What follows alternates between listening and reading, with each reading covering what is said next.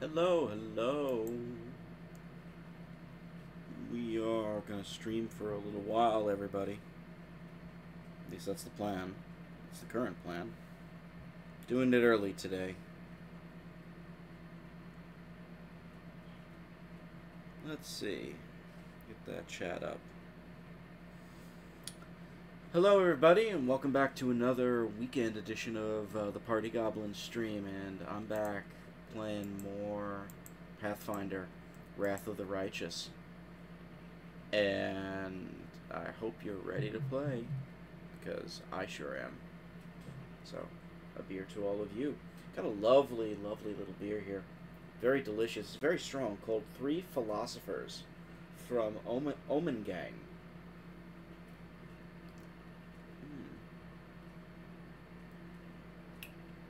It's very good. It's basically, if you ever had a quadruple ale, and if you don't know what a quadruple ale is, a quadruple is a beer that has high alcohol content. That's the only real part to it. I mean, they come in different flavors and things. Most of the time, they're usually a strong dark ale. This one is a slightly dark ale. And yeah, it's delicious. Nice and smooth. And we're going to need it because we are entering territory for lots of talking coming up in Wrath of the Righteous. We've just finished Act 1, everybody. Let's get on to Act 2. So let me pump up the game. And just as a reminder, you can join the Party Goblins Discord that we have now. Yes, we do have a Discord. In fact, and yes, I would invite you all to go to it. So please, please, please, please, if you're interested, check out this link that's in the chat right now. Or check out the Discord link that is below the image. So, with my hot dogging out of the way, let's get the show on the road. I feel like I'm like doing like smooth DJ vibes right now for everybody. I don't know. That's the vibe I get right now. But I'm trying to keep it cool. It is pretty hot out today.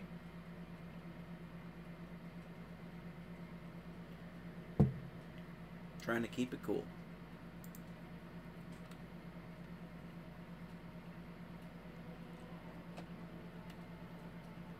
Just make sure we are good. Yes, we are. Okay.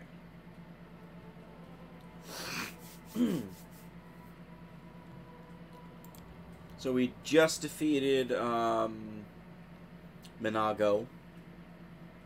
She ran away, as you do when you're a big bad villain. And we, well, we're kind of feeling mythic now. Hey, the Thiefling survived.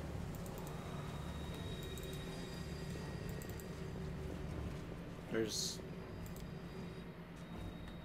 Was this the way back? Yeah, that's the way back. I have no reason to do that, actually. I don't know why we did that.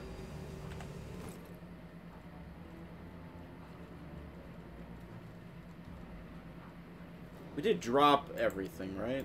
Let me check. Yeah.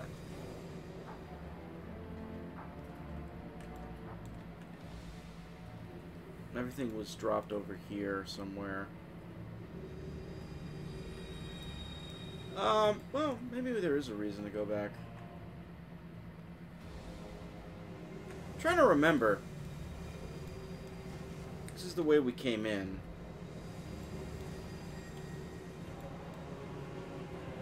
We'll get to Act 2 in a second. Stream still says Pokemon Uranium? What? Why does it say such a thing? Also, hi, Jer. Oh, I see.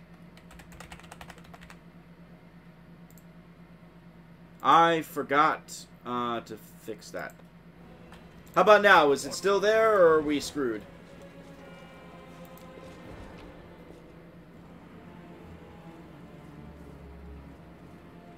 I did drop a lot of loot. Looks good? Alright, then. I hope you're doing alright, Jer. How you doing today?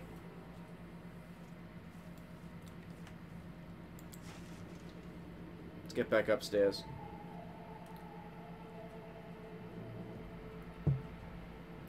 I collected all the loot, which is a bunch of shit we don't need that we're gonna sell. Keep your calm. Doing fine. Got invited to everything today, but can't get there. Oh, wow. Wow, why can't you get there? Just like distance, or is there like something in the way?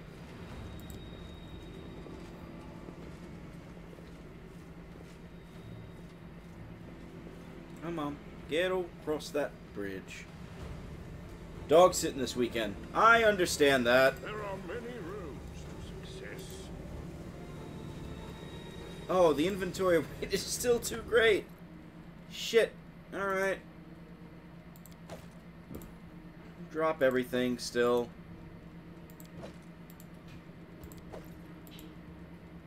Thought we could get away with it, but apparently we can't.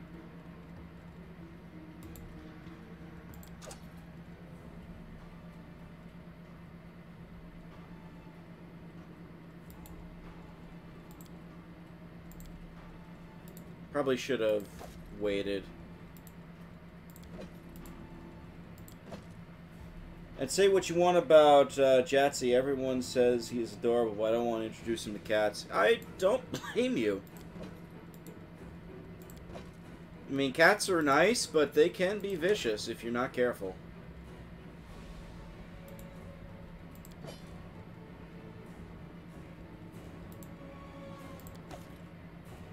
Guess we'll just knock the breastplates out. Alright, that's enough for medium.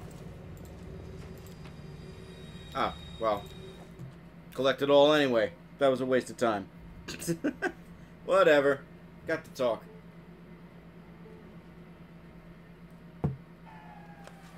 But we have officially beaten Act 1. Make way. Warrior Queen coming through with a round for the heroes. Whoa, the heart is packed. And you considered mixing this little shindig, Beth? When Anivia reaches the long table your party has gathered around, she heavily flops onto the bench and hands out the tankards of beer. Huzzah indeed, Arkloid! Huzzah indeed! Cheers! Everybody take a drink on me. I did consider it, and I am still considering it. It hasn't even been a week since the last demon was booted out of Canabras. And we really should be in a period of mourning for all the city's fallen. But the people deserve to celebrate. And he deserves to... Congrats, I beat Act 1. I did beat Act 1. And possibly all of them. Now the real game begins, ladies and gentlemen. Eoderbeth sighs. We did it together, though. But someone did more than the rest of us. Don't deny your achievements. There will always be plenty of miserable folk only too happy to tear you down. I know at least 2 of them, one of which I'm probably gonna romance. According to the Watch reports, there has been no demon activity whatsoever outside Canabras. I get the feeling the fiends are as shocked by what happened as we are. What happened in the garrison, what you did, was a miracle. I truly believe that the gods remembered us and decided to intervene. There's a lot of different gods that can take credit for that at this rate. Earbeth rubs her forehead pensively. Beth, come on, you agreed. No serious business today. All right, I'm done. No more. Who would have thought we'd be celebrating a successful attack on the Grey Garrison, our own fortress? So Act 3, 10 gauge punk. It's simply unforgivable. Comes the cheerful voice of someone sitting at the far corner of the table. While we're on the topic of the roof, there's already a rumor going around that you have been blessed by Iomade herself. And it was her power granted to you that destroyed the garrison's walls and roof. And it turns out the people want a little piece of that blessing for themselves. The townsfolk are gathering chunks of the garrison's rubble as souvenirs and talismans. And I'm sure they'll hit the black market soon enough. Oh, yeah. Here, breathe on this for me. For good luck. Anavia pulls out a piece of gray stone from her pocket. Ah, fuck it. We need all the luck we can get. Nice. I'll put it on display at home. Or maybe I'll make a hole in it and wear it as a pendant. Nevi! What are you on about now? Erebeth mutters. What do you mean? Do you see many people at this table who've been personally blessed by Iomade herself? There's at least 2. Well, a couple perhaps. Says the same mirthful voice that joined in before. Iomade's blessings are not conveyed through stones, and as public officials, we really shouldn't. Erebeth looks at the end of the table where the voice originated, and her eyes widen as her words trail off. I feel a little chastened after what you said about public officials. But I myself have acquired a few pieces of stone, and also wish to ask our hero to breathe on them for good luck.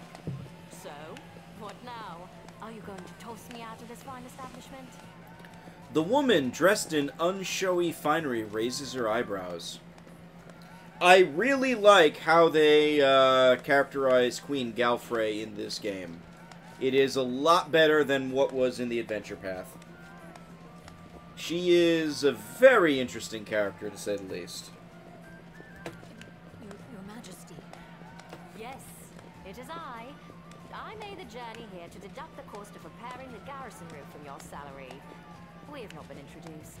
Galfrey of Mendev. The woman rises from her seat, approaches you, and holds out her hand. I didn't expect to see the Queen at our table. I was most keen to see the savior of Canopus with my own eyes. Why not come share your table in a cozy tavern? The Queen smiles. Your Majesty, we were just... I'll have them arrange.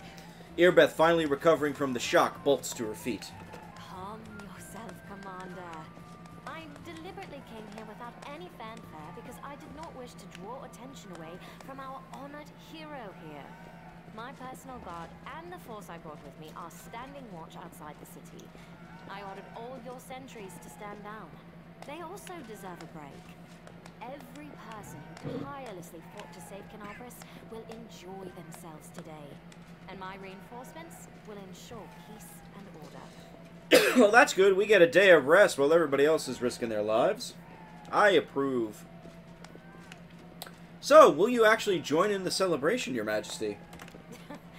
Please, don't Your Majesty me.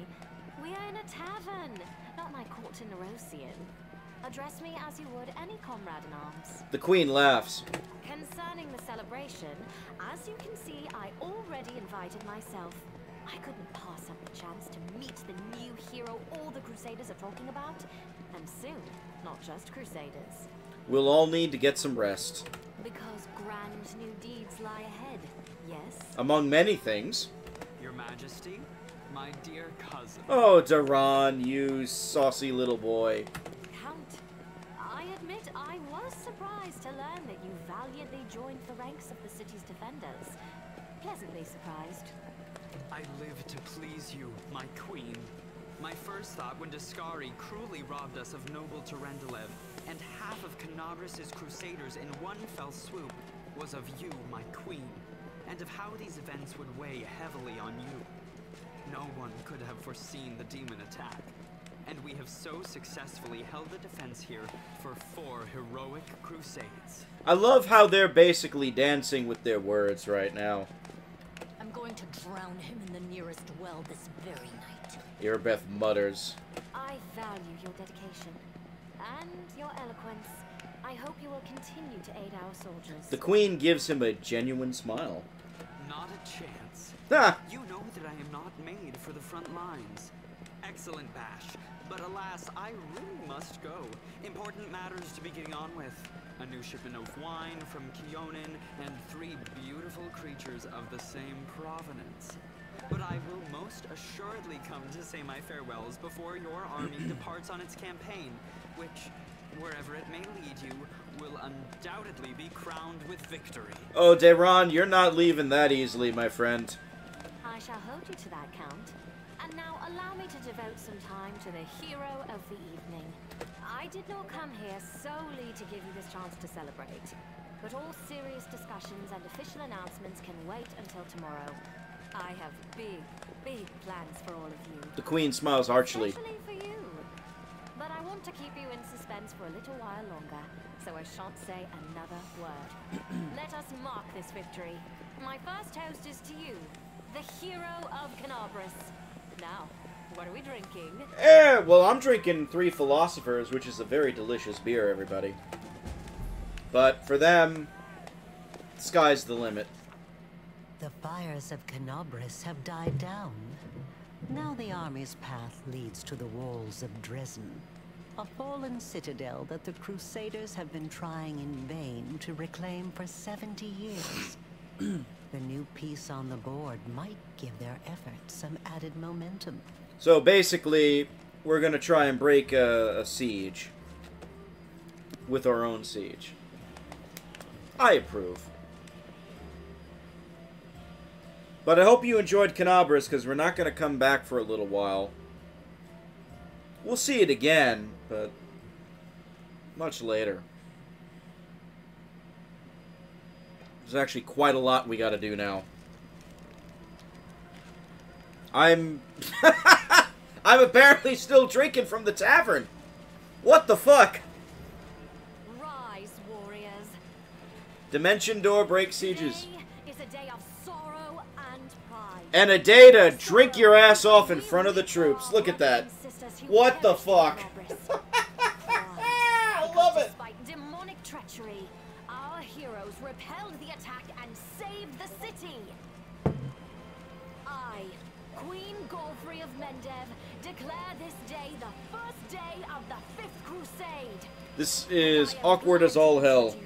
The one who will lead the attack on the forces of the Abyss.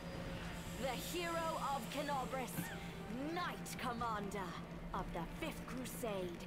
Your leader from now unto victory or death.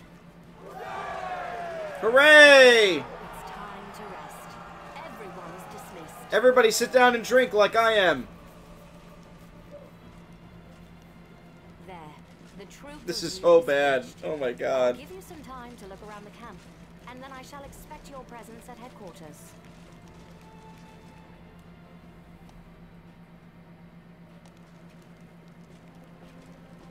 I'm still drinking. Holy shit. I hope that fixes, by the way.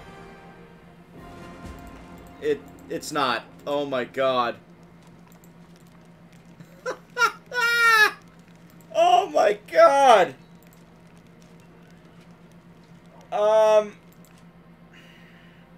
Does it fix now? No, it doesn't. Holy shit. Okay.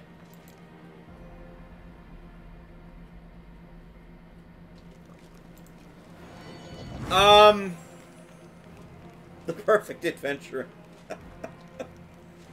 Oh my god.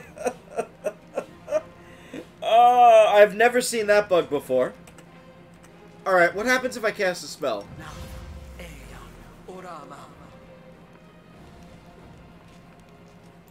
I need to concentrate. The spell doesn't even go off. Holy shit.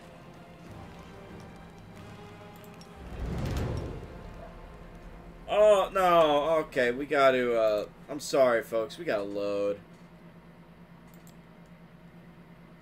Let's see if it fixes. Oh my god, that's hilarious, though.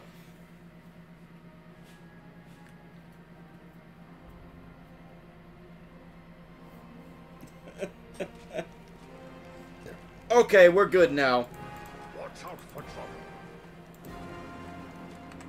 We're good, we're good.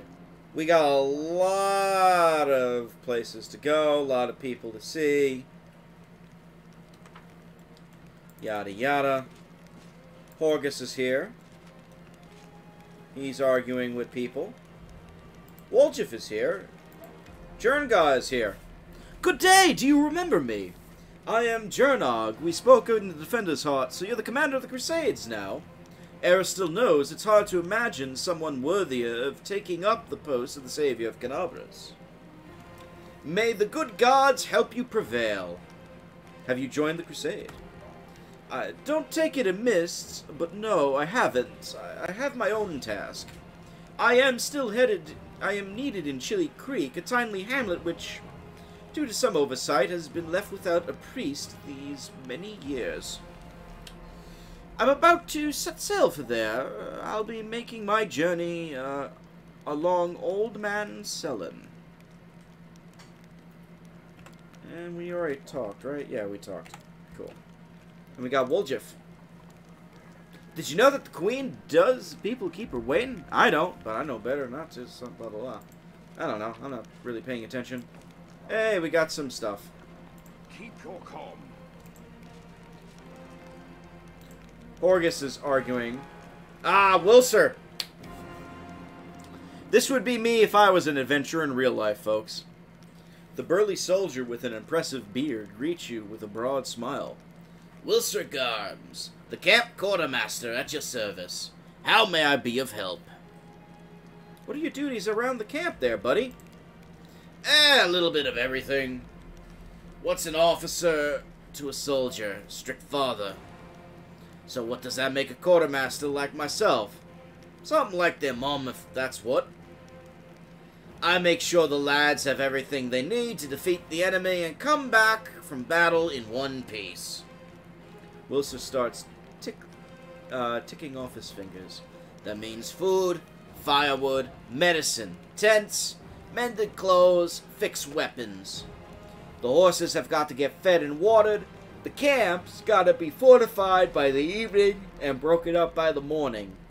I make sure the wages are paid on time and the wagon wheels don't squeak.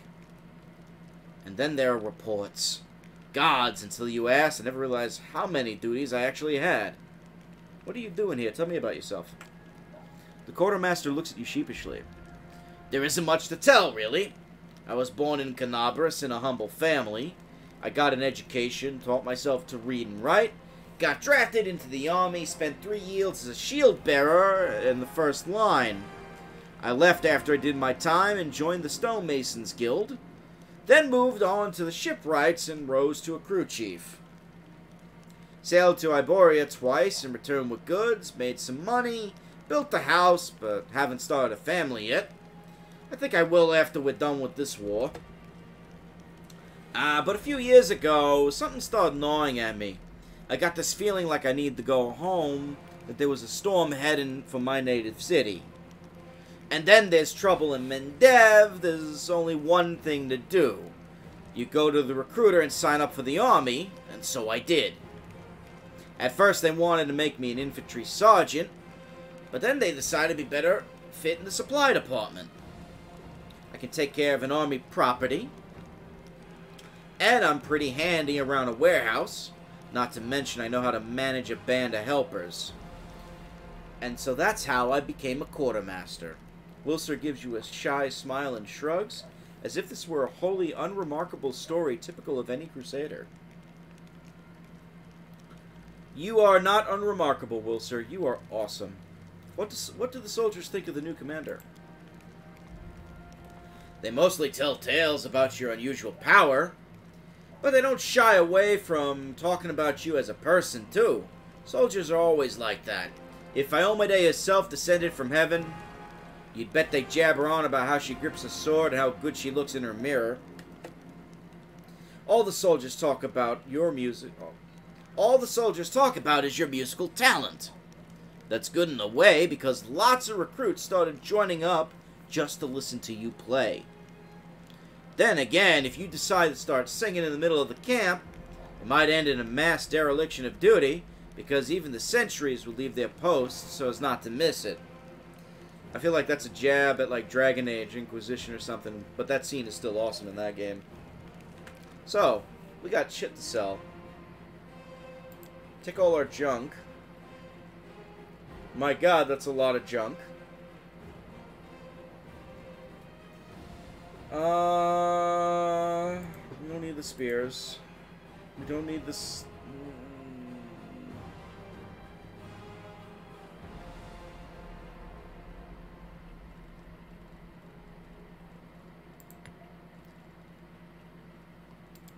I forgot, we also need to level up the others.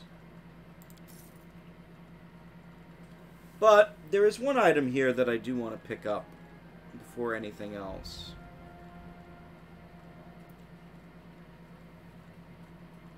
If I can find it.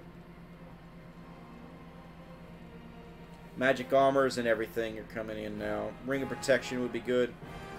Mithril chain shirt would be pretty good to grab. We got some +2 weapons. Mithril breastplate.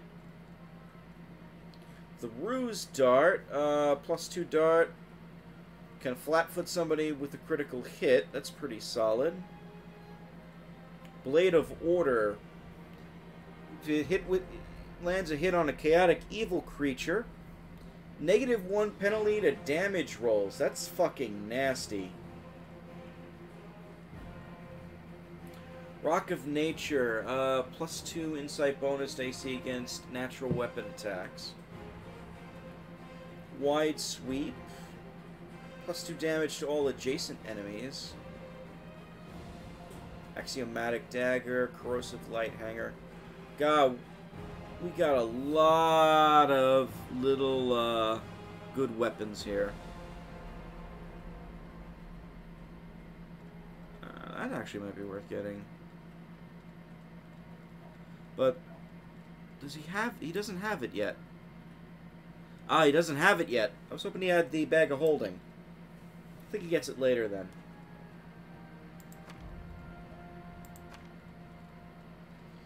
Alright, well, we are due for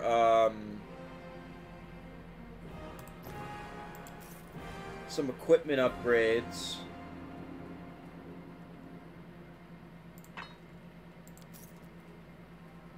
Collapse. Yeah, we're gonna have to do some equipment upgrades soon, I'd say.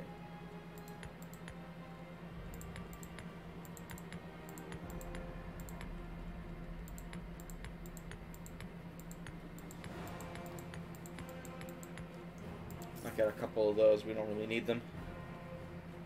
Claw of Jessica still solid.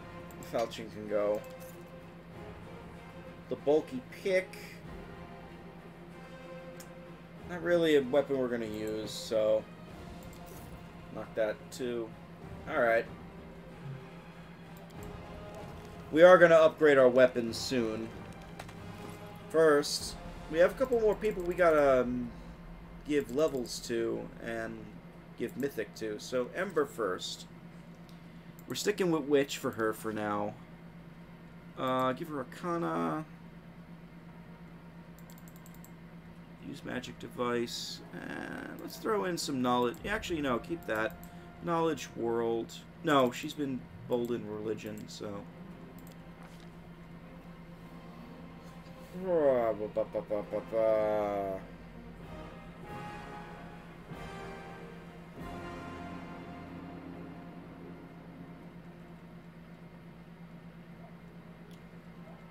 Evil Eye's solid. Especially if we're going up against attack rolls or AC or anything like that. Misfortune is a -1.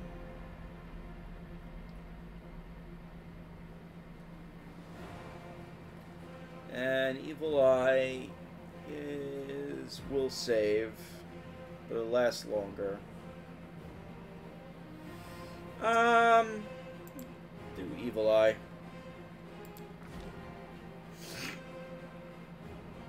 She gets a spell. Level 3 spell.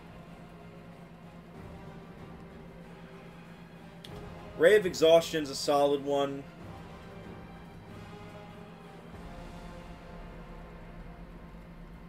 Cure Serious Wounds would be pretty good to have. Deep Slumber could be nice, because it's basically the upgraded version of Sleep. It affects 10 HD of targets, though.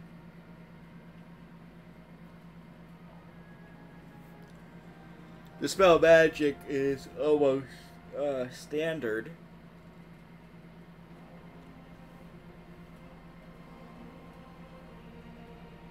So the ray here...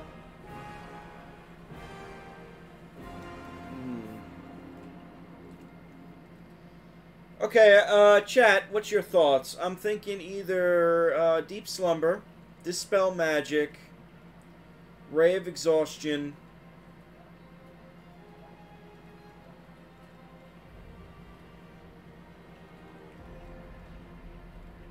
or maybe Stinking Cloud. I don't know. What do you think, chat? Cure Serious, Deep Slumber, Ray of Exhaustion. Those are the three I'm kind of waffling on.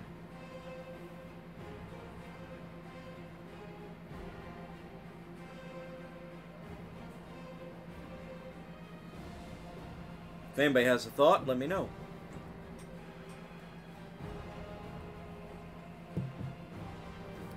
Gotta vote for Cure Serious. I mean, we could use the extra utility if we ever bring her into the field. Yeah, we'll go Cure Serious.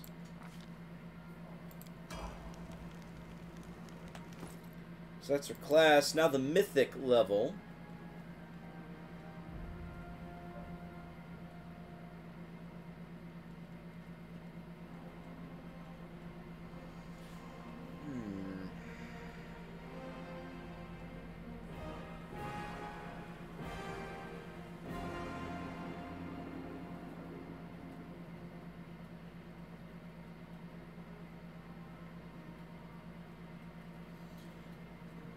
Emergency help's actually pretty good. 3 times a day as a move action, you can teleport out to an ally who has less than 30 hit points. Which is not horrible, but the big problem with that is that she's not frontline material.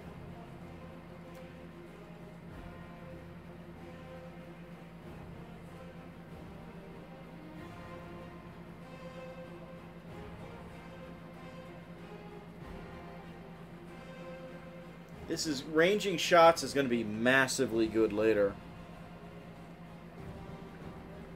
Which Wandering Hex could be very useful? Let you select any witch hex and grant you the ability to use the hex. So we're getting more hexes, basically. More hexes is never a bad thing.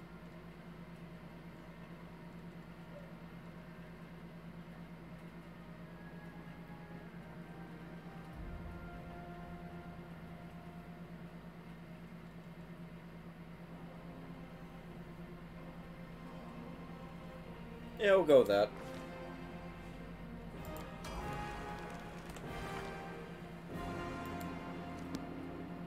Now it's our friend the shaman. I mean, she's already set, so it doesn't really matter.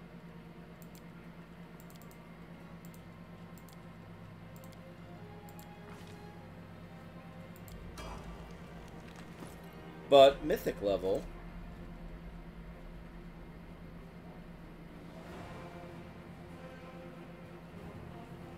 Always a chance of being decent for her. Brutality and Karmit, but doesn't really do anything with that. Ever Ready, maybe.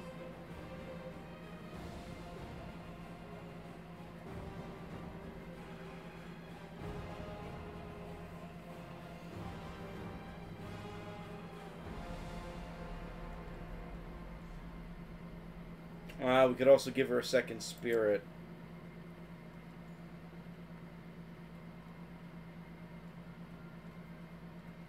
Just gives her like a little bit of extra utility. Unrelenting Assault.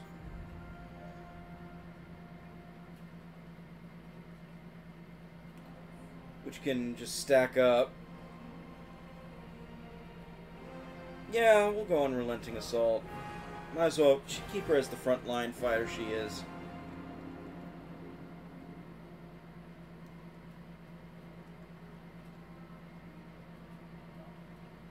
Though,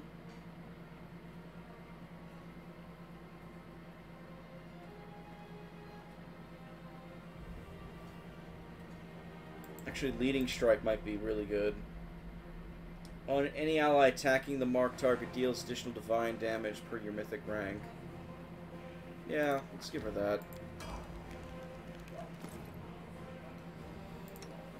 Alright, so let's check out everybody's inventory here. We got blocker, which is a +7 for me. This is a +8. That's a +8 for the bow, which is extra. So blocker does a lot more damage. So we're good with weapons. Armor, I'm going to stick with the living ram for now, but obviously that can change. There's really not much you can grab here, Ember. That's the problem. You got the crossbow of force, which is solid. Let's see. You need some equipment. Camellia. This is the time to get it. That light crossbow is useless. I'll just knock that out. Nenio is also practically naked in terms of, like, everything here. Dayron is okay. He has what he needs. And the light crossbow of Oracle's Misery is really good on him right now.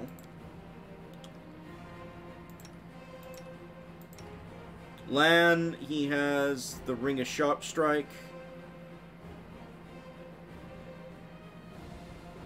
2 different bows. Short bow of code, the wicked longbow, which is infinitely better for him. We'll actually get rid of the short bow. You know what? Hold on.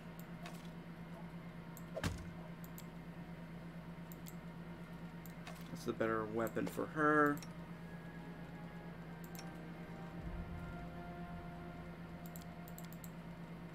Woljif, you got the shiny dagger and the sickle of falter. If I give you the short bow, +10 with the short bow, that's not horrible. We will we will consider that for you, sir. Might as well give you some spells while we're at it.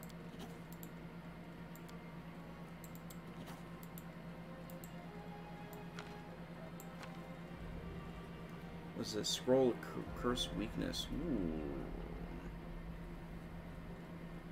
And Sela, you're currently holding Finian. The Light Burst Flail, not as good. So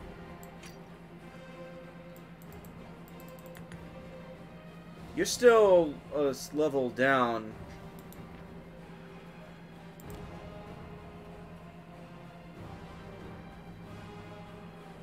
You're still cursed, right? Well, that's permanent.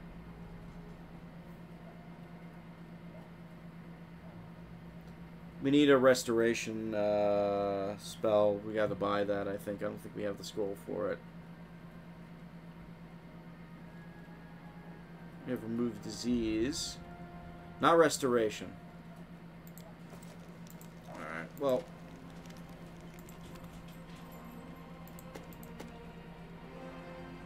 Let's knock out some weapons.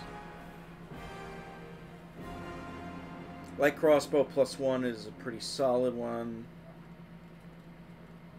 which we're probably just going to give to our shooters.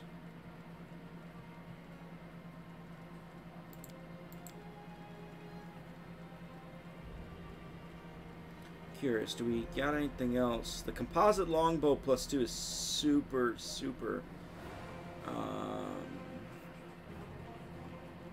tempting. Super tempting.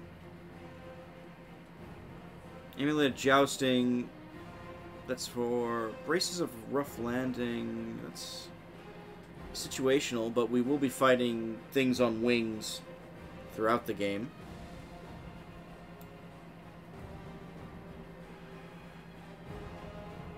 Alright, this is what we're gonna do. Most powerful remorse.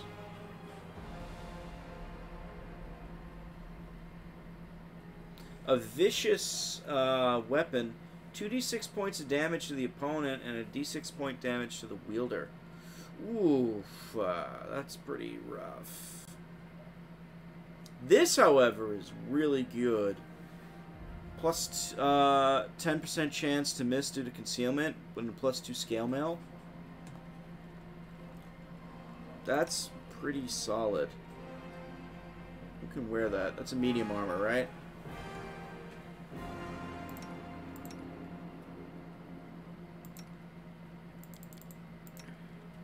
What's our armor at? 7.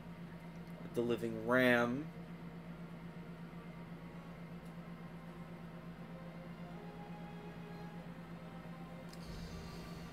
Stick with living ram. That's what we do best. I think we can give flowing scales to somebody else, though.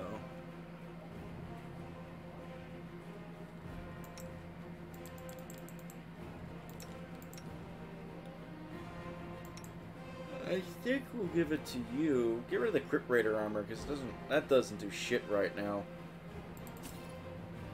But we are going up against undead soon.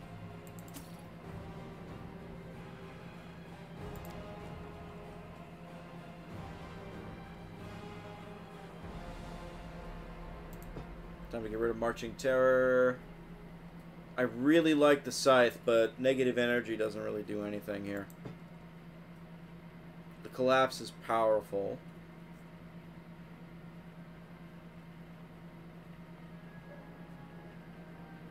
Keep the Collapse.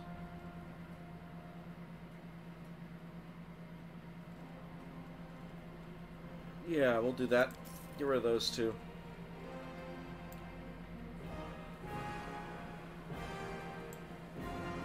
Tower shield. I'm not going to use that. Where is it? I remember seeing the ring. Right? I'm not crazy. I saw a ring. He doesn't have the ring of protection? I thought he did.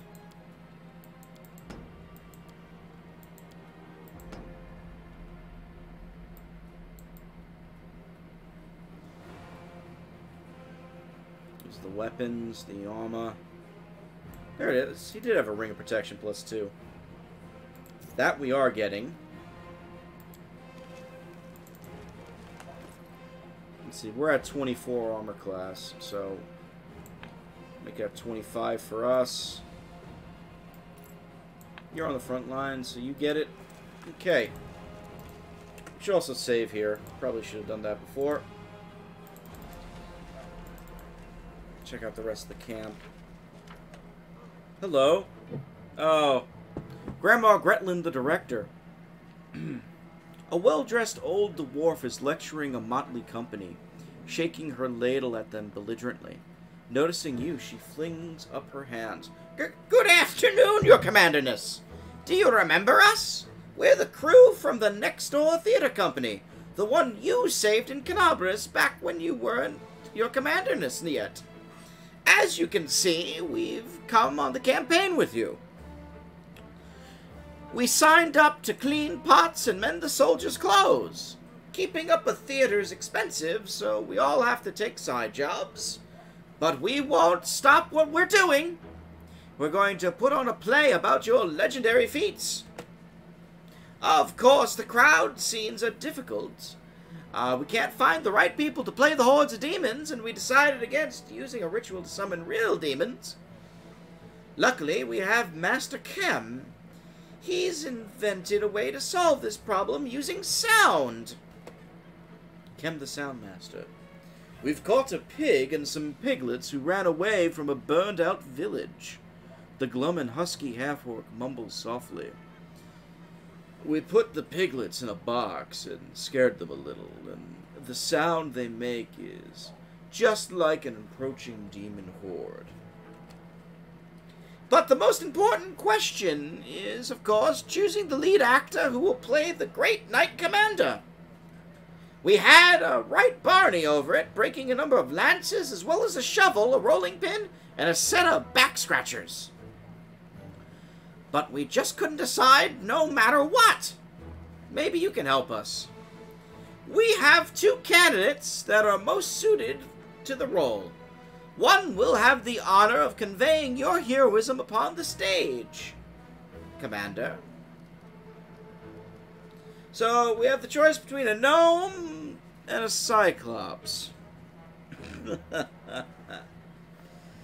Well, that's some weird shit right there, ain't it? I'm to be played by a gnome? Not a gnome! 2 gnomes! Rubbledum and Hierophant are twins. One of them sits on the other's shoulders and puts on a long coat so they can play tall characters. They switch places every so often, so each gets their moment of fame. And that way, they each only have to learn half of the script. Oh, fuck. The Cyclops actor, tell me about him. Oh, he's completely tame, believe me. Has a few issues with articulation, but what a powerful physique. We'll make him a nice costume, wash him up, brush his hair. Truth be told, in our show, you mainly just make short, heroic exclamations at a fateful moment. Like, onward, or we'll never give up, or my heart burns with courage. Lambkin can definitely handle the script. You don't have any other actors who, you know, might actually look like me? We're a small and poorly funded theater. I wonder why. And we only have a few actors. But they're all so talented, one of a kind.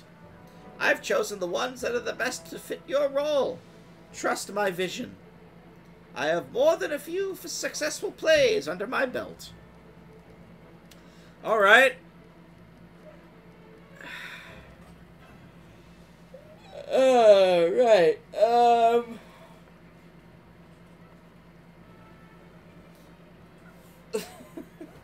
Does anybody have an idea what they want? Who do you want us to play us? The Gnome Twins or Lambkin the Cyclops? Oh, God.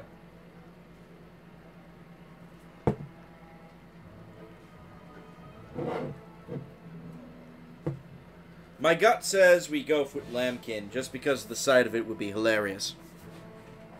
But the 2 gnomes in a trench coat would also be equally hilarious. The Gnome Twins. Has to be. Alright.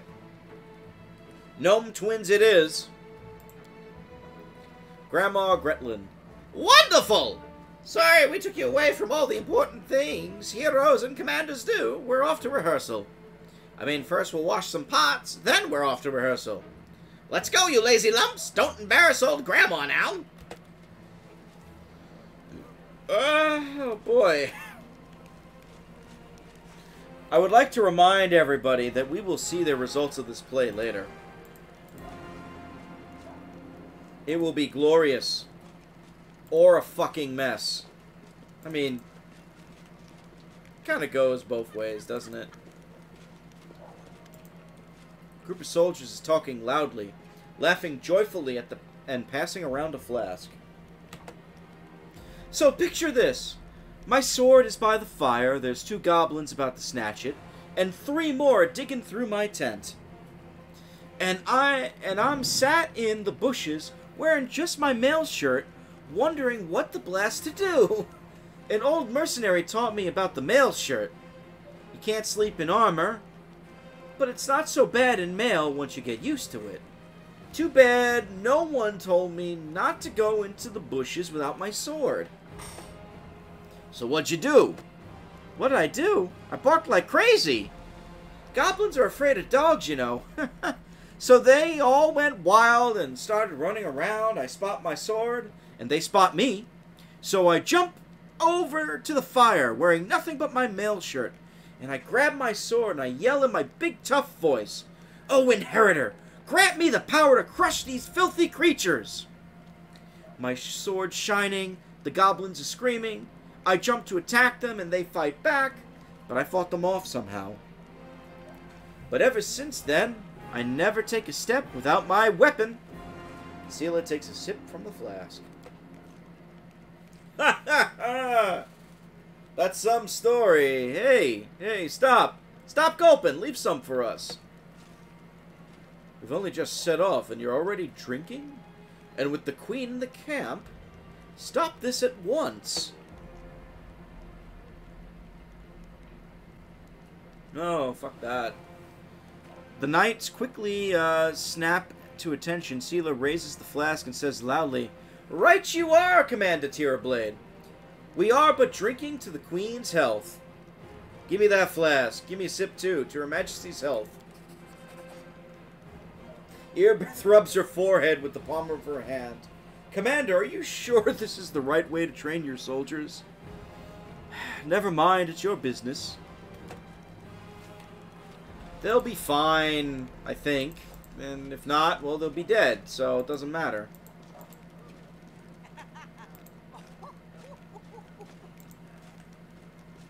Either way, I guess we'll find out.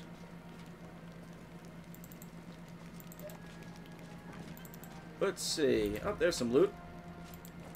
Getting all the extra weapons. The chapel tent. We'll go in there in a second. The medic tent.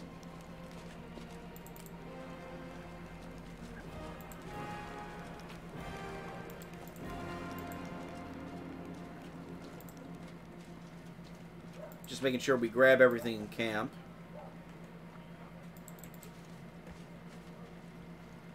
I think that's everything. Oh, let's just check the map. Nope, it's not everything. We got more. There's some good stuff. Stuff that we're going to sell, too.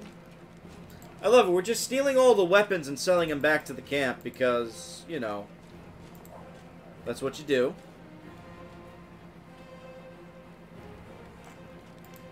There's Ember.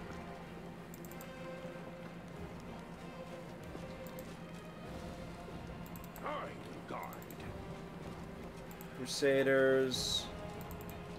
Crusaders. Lot of generic Crusaders in the camp, as you can see.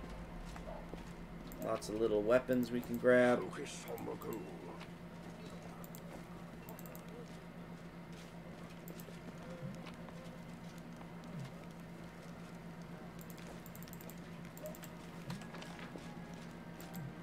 We have to talk to Dayron, too.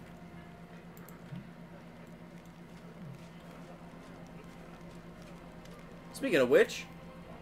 Oh, there you are, you dashing troublemaker, you. Dayron flashes you a self-satisfied smile. Our short acquaintance is coming to an end.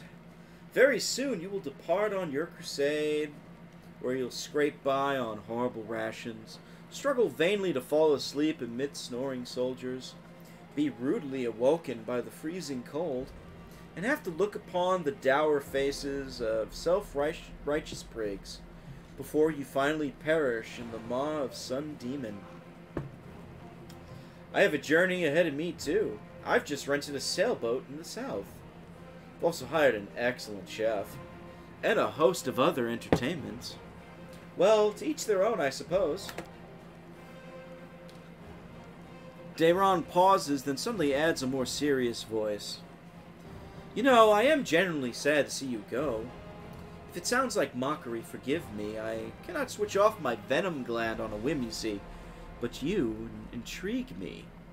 If only we could have spent a little more time together. But of course, Dayron grimaces. Not under these conditions. Let the Crusaders and the demons have at each other. With any luck, they'll make this entire sanctimonious spectacle down with them.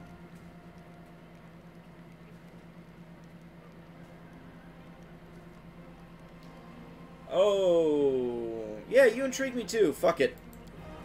Let's romance Dayron. Why not? Dayron's eyes light up a little. He is obviously pleased by your attention. Yet the answer in his typical mocking tone. Alas, life is full of disappointments. I must reject your offer. In any case, I intend to wait until the army departs. I do love a good send-off, especially when it is I who is staying, and someone else who is heading off to meet a dreary and hopeless end. Sometimes it does one good to ruminate on the unfairness of life. Well then, farewell, Commander. I assume I shall be your most precious memory on this most disgusting and exhausting road to the pointless slaughter of battle. Or, if not the most precious memory, then at least the most stirring. Deron smirks before instantly losing all interest in you. At least he pretends to. Oh, Deron, what are we gonna do with you, buddy? Probably sex. Yeah, why not? But also gotta help you out in your hot messness. Camellia, hello, honey. Yeah, it's a beautiful day. Yeah, why not? There's Vasily.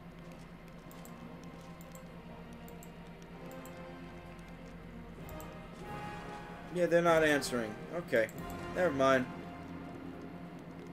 Oh, loot.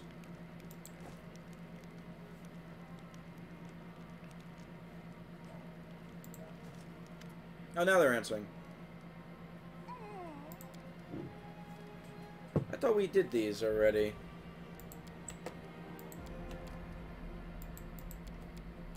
We did do all these already. I don't know why we're doing them again. Alright. He has scrolls. We want scrolls.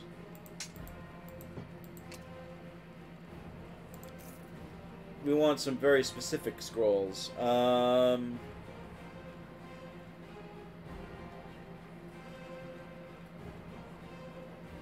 Where's restoration?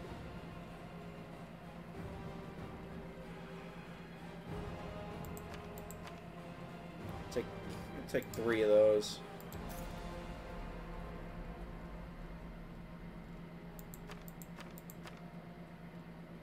I can't afford a lot of scrolls of resurrection, though. Headband of Alluring Charisma 2. Ooh. Conman's Ring. Where +2 enhancement bonus to charisma, bonuses of the same type usually don't stack. That's pretty solid. Cape of Pest Control. Where against swarm attacks. Red Salamander.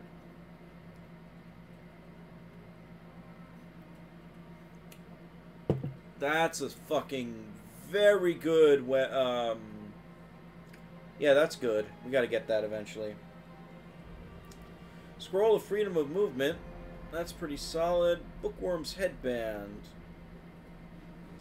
Bonus to Intelligence and immunity to compulsion effects.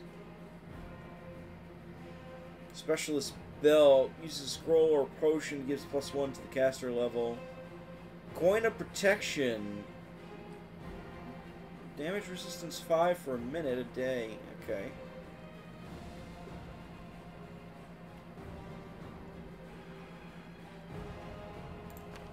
Glowing croissant. Alright, why not?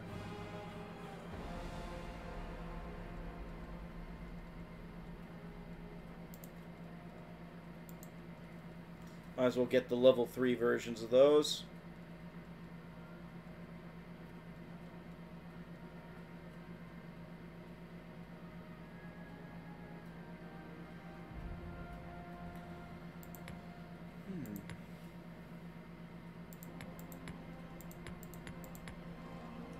Take some of those too.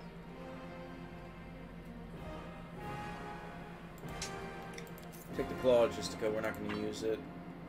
I know we're not going to use it. It's just no point.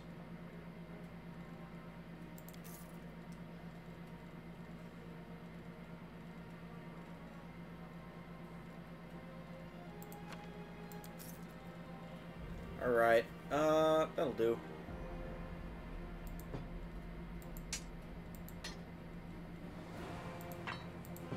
I lied. That'll do now, for sure.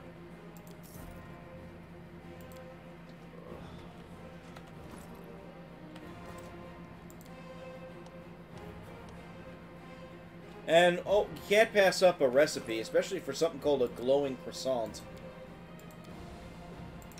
Deron, you need this back, my friend. And here, learn some recipes while we're at it.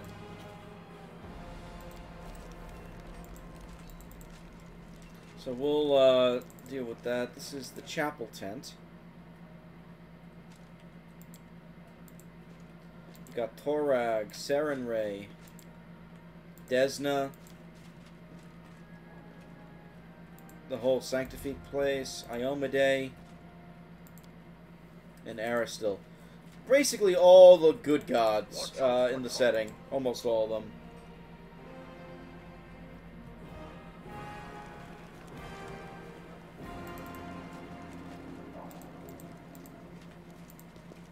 And the commander's tent now. Yeah, more loot. I'm stealing the commander's weapons now. Keep your calm. I guess technically I am the commander, so it doesn't fucking matter, but... Hello!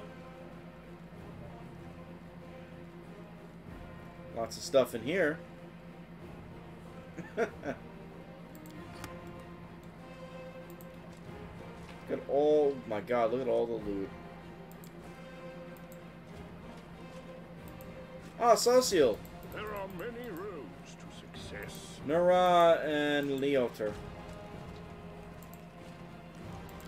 I'll talk to you in a moment, and then we'll actually move on. Then we get into the weird Might and Magic version of this game, as you will see. Ah, the Storyteller! And Ennio.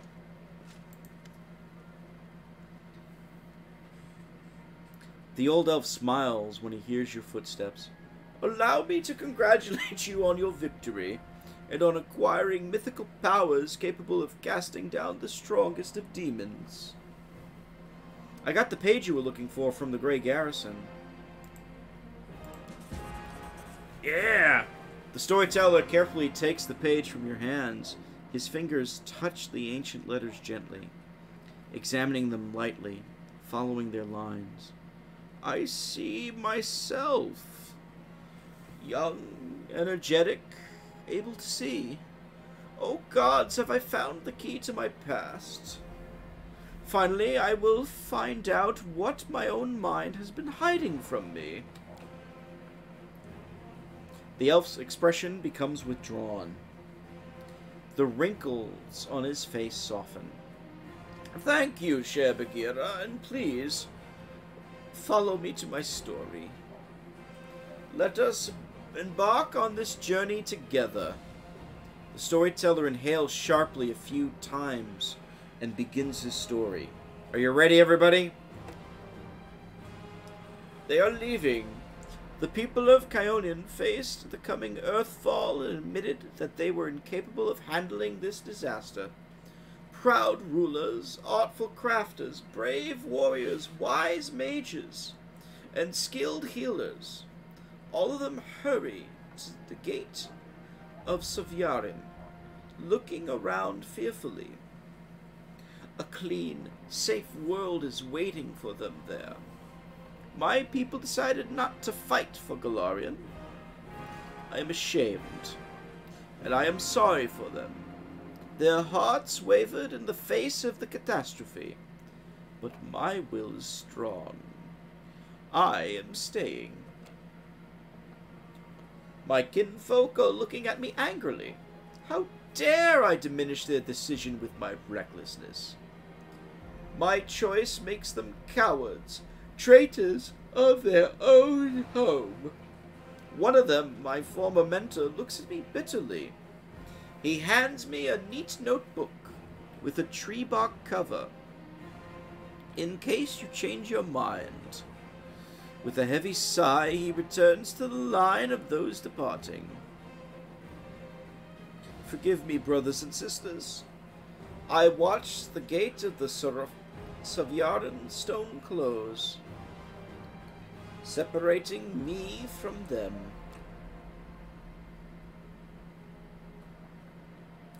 It's time for me to go too.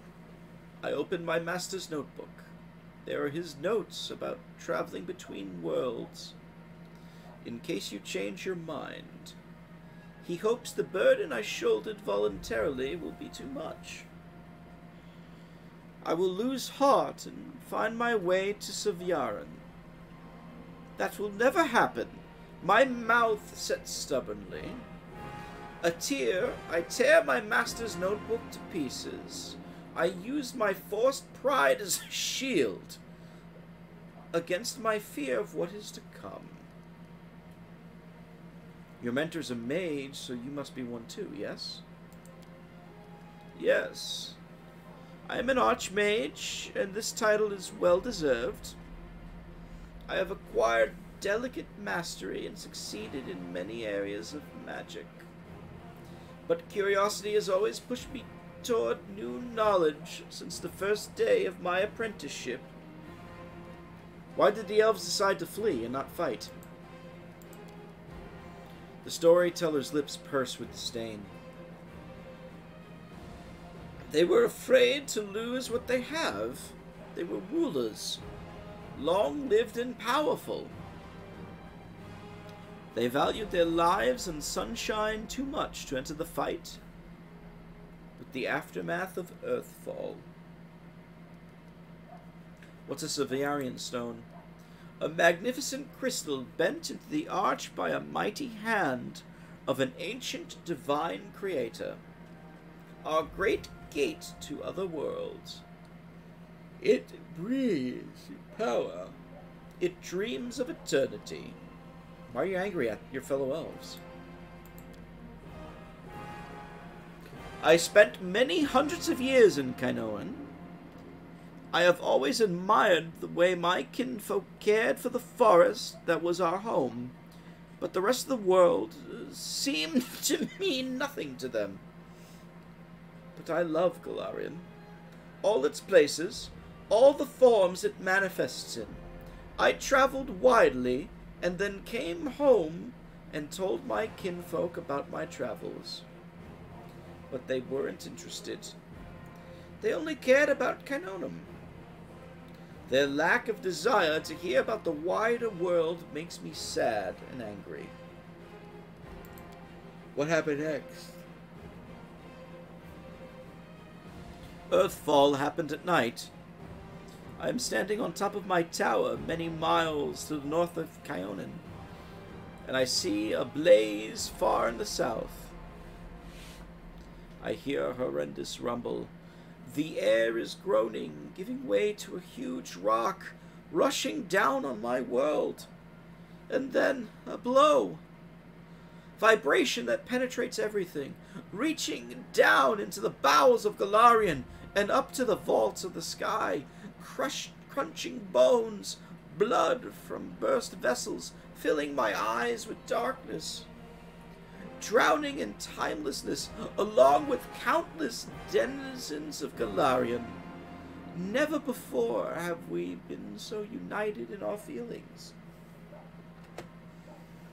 When I came round, the darkness remains. My first terrible thought, I'm blind. But no. Little by little, I begin to see the stone wall. I am alive. But why is it so dark? The answer is quick. The smell of ash everywhere. The great burnt sacrifice filled the air with incinerated particles of what was recently the continent of Aslant. Great clouds of ash covered the sky, cutting us off from the sun and the moon, dooming us to dusk at day and complete darkness at night. My heart sinks in fear. Treacherous thoughts fill my mind. Why did I stay? Why didn't I run like everyone else when I had the chance? I clench my teeth and stand up to watch Earthfall proudly, like the last Archmage of Kainoan should. Will my world really perish like this? Will I perish?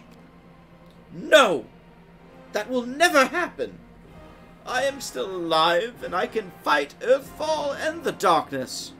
Not run from it in a blind panic like my kinfolk and my cowardly teacher.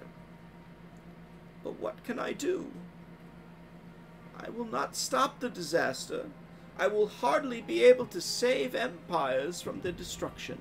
What can I do? I am but one archmage, powerful and weak at the same time. In character, I would assume I know what Earthfall is, but this is for everybody else. What is Earthfall exactly? A disaster of untold proportions. An unborn planet dropped on Golarion by blind fate or someone's evil will. A blow so strong that the continent of Aslant is destroyed within moments, turned to ashes, wiped off the face of Golarion. In this burnt sacrifice, clouds of ash and dust are born, stealing our sun. Without the warmth of our star, the air cools, the soil is barren. Dark creatures crawl out of their lairs and rule. And the most frightening thing, without the sun, all hope dies in the heart. This is the age of darkness.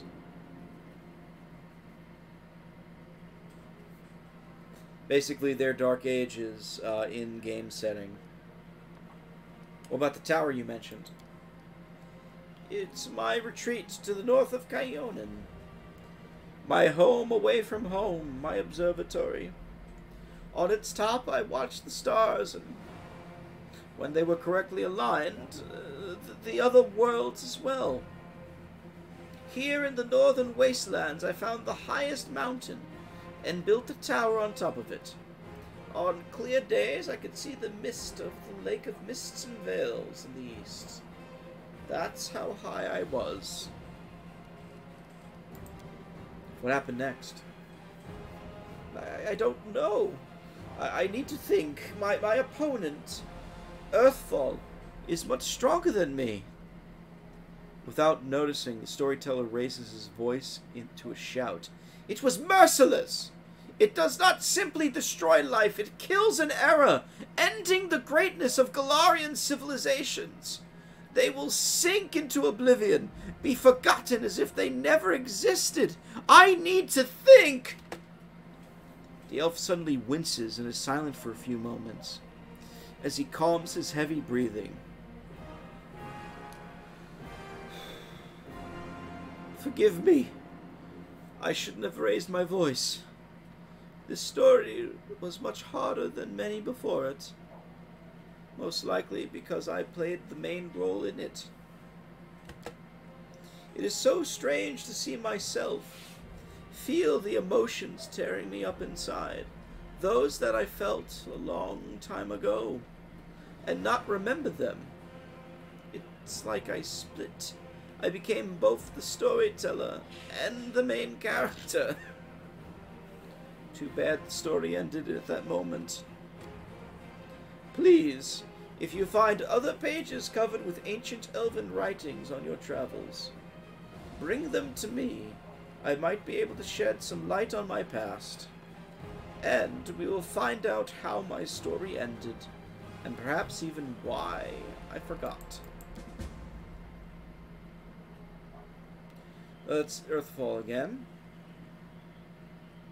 No, we've read this already.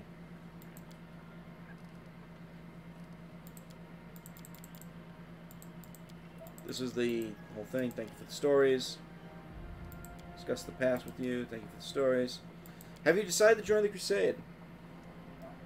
I have decided not to, I'm afraid. My path and the path of the Crusade lead in the same direction, but alas, they are not yet one in the same. After the demons were driven away from Canabris, the path into the World Wound became open, if only temporary. I am planning on using this opportunity to visit. The elf falls silent. It doesn't matter now. I'd hate to bore you with all the details of my venture, which may prove useless even for myself. However, I'll try to return to the Crusaders and aid them in their confirmation with the demons after I'm done. I hope to meet you again, in this world rather than the next. He sounds pretty high, alright. I'm not trying to make him sound high. That's the irony. I'm trying to do it serious, like, you know?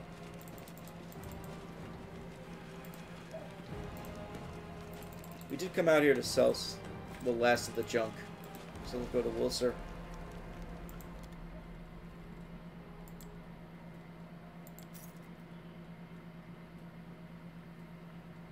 I think we're gonna... No one's using the Warhammer, so get rid of that. Alright. I will guide. Let's talk to the Queen, everybody. Nope, don't want to load the game. That would be bad. Let's save the game. Focus on the goal. The Queen greets you with a stare. She has dropped the pompous air in which she just announced the Fifth Crusade. The face of the ruler of Mendev appears calm and thoughtful. She has made her move and now awaits her opponent's reply. Commander, I'm satisfied with the troop review, but I do not expect they will be sufficient for the task. You will have to prove yourself a shrewd leader and hire the necessary troops with the provided funds. She gets quickly to the point. I have chosen a target for your campaign, and that target is Dresden, our lost outpost within the Worldwound. The Sword of Valor was kept there, a banner that was once carried by Iomade herself. Our greatest relic was lost when the city fell. I should make one thing clear from the start. The Sword of Valor is no mere symbol, but a powerful weapon against demons. The holiness of the banner weakens them and robs them of one of their most dangerous abilities, teleportation. That's actually very powerful. A forced march to Dresden awaits you. The Sword of Valor is kept somewhere within the Citadel. The demons probably think it's a hunting trophy. Its recovery is just as important as retaking the city itself. I hope the task is clear. I'm sending 2 specialists to help you, along with the soldiers. A historian, Nura Denduar, and a cleric, Social Dainik. The Queen nods to the human man and the young halfling woman standing next to her. One of the famous inquisitors of the Church of Iomade also wants to talk to you. The Honorable Leota, whom everyone calls Hawkblade. I do not wish to keep you, Commander. The matter I must discuss with you is extremely important, but it is not directly related to the Crusade. You no doubt wish to meet your new comrades and speak with Her Majesty. Therefore, I shall leave you now, but I ask that you seek me out in the camp at your earliest convenience. AKA, we need to do that quickly. Hi! Listen, it's amazing here. It's like I'm in a ballad. There's knights in shining armor, deadly dangers, glorious feats. We are going to show those demons! I'm so tired of sitting in a library reading books about history. It's time I took part in it! I'm glad to help our cause, Commander. If you have some time later, I'd like to speak with you further. You'll have plenty of time to talk. You're the Knight Commander's people now, his trusted advisors and companions. Now then, will you please leave us? Irabeth, you can go too. Oh, we have lots of questions.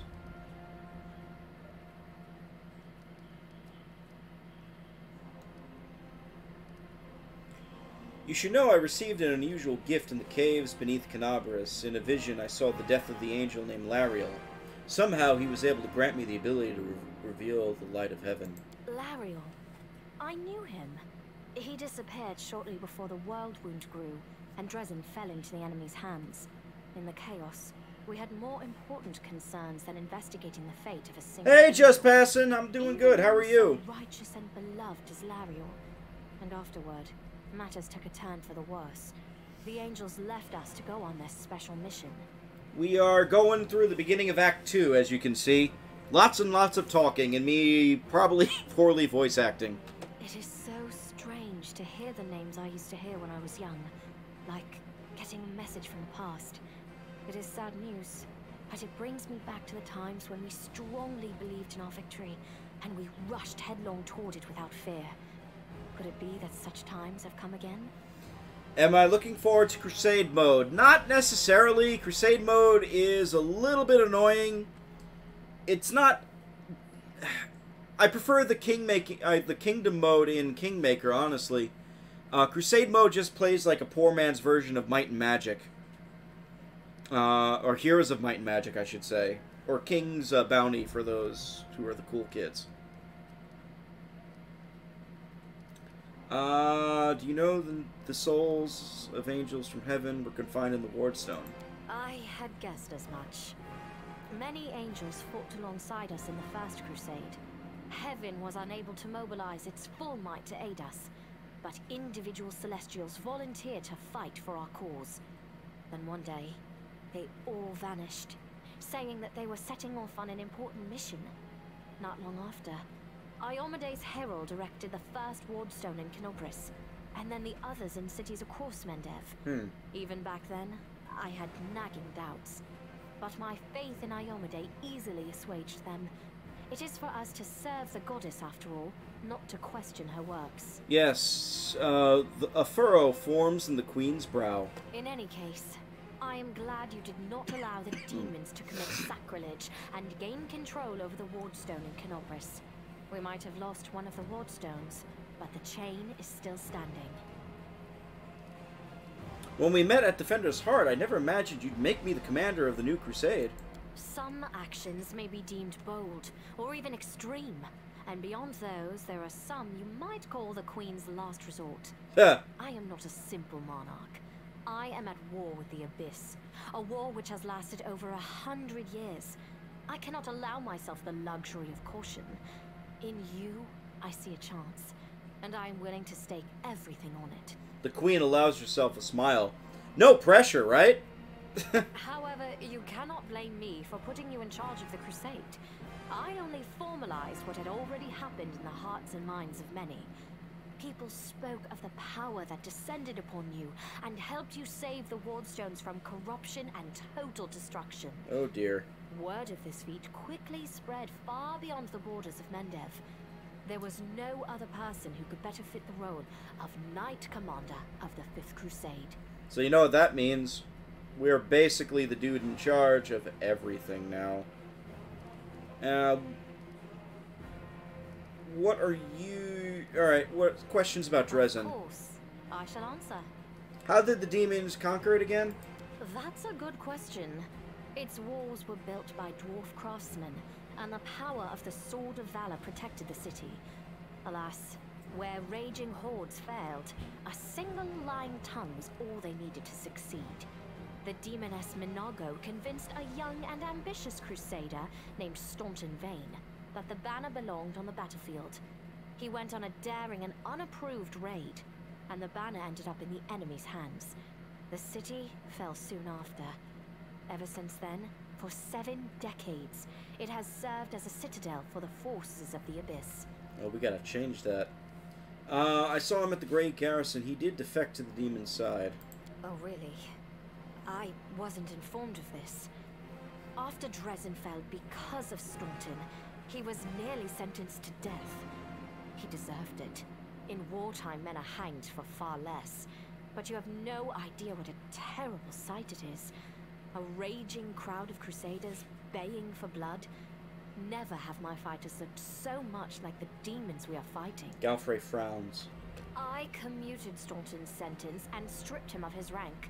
Not just for him, but for my army and my country. We are not Hell Knights.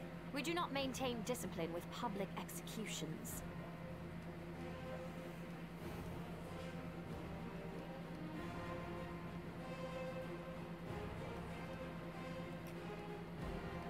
I'm liking number 2 and number 3.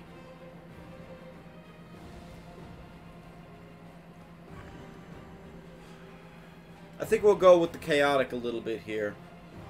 You should have exiled him, let him go wherever he wanted. That way he would have either changed his life for the better or realized he had no one to blame but himself. Yeah, we'll go with that. Perhaps exile would have been a more merciful sentence than decades of service among those who despised him. I was hoping he might atone for his guilt with a heroic act, but he likely decided that atonement was impossible, and he might as well give himself over to evil. I really wish we can redeem Staunton, but we're not going lawful neutral in this game. At least this playthrough. What forces are at my disposal? Every everyone we saw today at the parade. First among them, the Eagle Watch, who remain a powerful force thanks to Irabeth's resourcefulness. Also marching with you are several minor knightly orders, as the minor volunteer units like to be called. And finally, I have personally selected some recruits from Neurosian. They have little in the way of battle experience, but great determination and a thirst to prove themselves. I've always thought that an army benefits from at least one such unit. There's our troops for the Crusader mode. These forces, as I said, are not enough for a march on Dresden. You will have to hire additional troops with the funds that have been provided to you. But for a brave commander, and I hope you are one, that is just the beginning. If you retake Dresden, recover the holy power of the Sword of Valor, and gain a foothold in the region, then new armies will join under your banner. The Fifth Crusade is only beginning. Many battles and victories lie ahead. As well as defeats. It's been decades. No one's managed to retake the city. What do you think? Why do you think we're different? We have a chance now that we haven't seen in decades. But it's more than that. You created this chance for us by foiling the demon's plans in Canabris. The army who attacked the city came straight from Dresden. Demon hordes from the Abyss are usually encamped there, but many of them perished on the streets of Canabris. That's true. They did. We must attack swiftly, before they can restore their forces. When the city is free and the Sword of Valor appears before our soldiers, they won't be sending in any more reinforcements. Demons cannot teleport into an area protected by the banner of the goddess. And the long-term goals? How are you going to get rid of the World Wound? Now you are talking like a real knight commander. However, answering your question is not easy. To win this war, we must bar the demon's way. There are a few planar rifts leading to the Abyss across the territory we call the World Wound.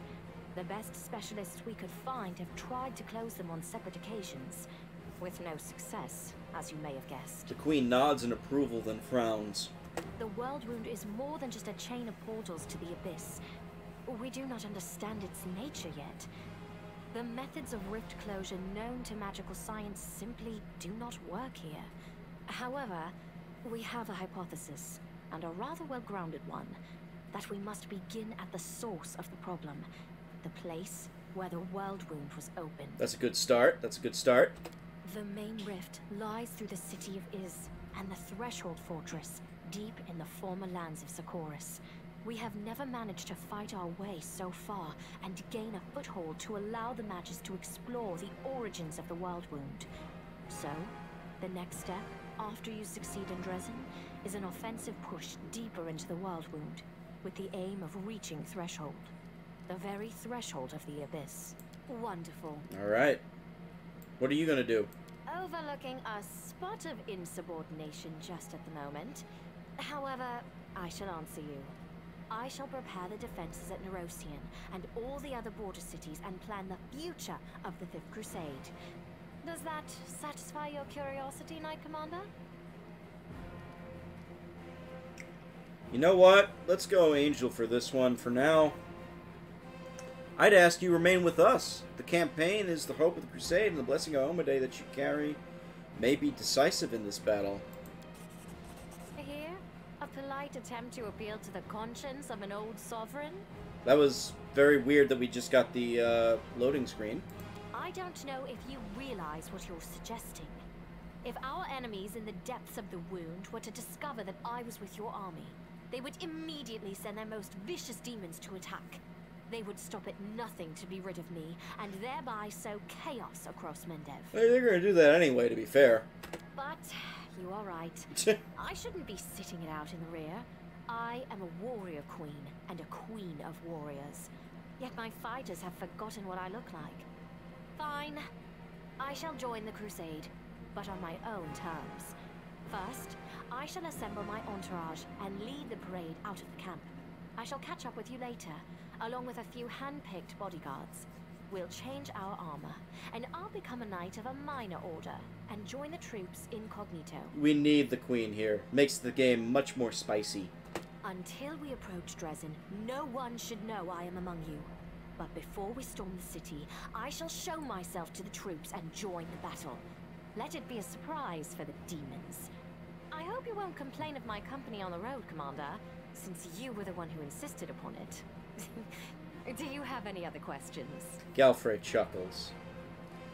Splendid. Task is clear to me. Ah, yes. We have one final matter to attend to. It should be rather enjoyable. The Queen gives you an impish wink. There he is! Count, there you are. You received my instruction? I did, though I did not have time to read the thing before I was dragged before your majesty. In truth, I was readying myself to depart. No matter. I trust you will forgive your sovereign for the rather brusque summons, especially when you learn what prompted it. As you are aware, he has recently been appointed my Knight Commander of the Fifth Crusade. I spent a long while pondering whom to appoint to the highly sensitive post of Commander's Field Attaché and Advisor Plenipotentiary without portfolio. Congratulations, Count. The Queen makes a stately gesture in your direction. AKA, Dayron, you're staying because the Queen fucking said so. And I love it. It is a great honor, I suppose. Darren's cool expression wavers, but he seems not to be fully cognizant of what's happening. That, or he is holding himself tightly in check.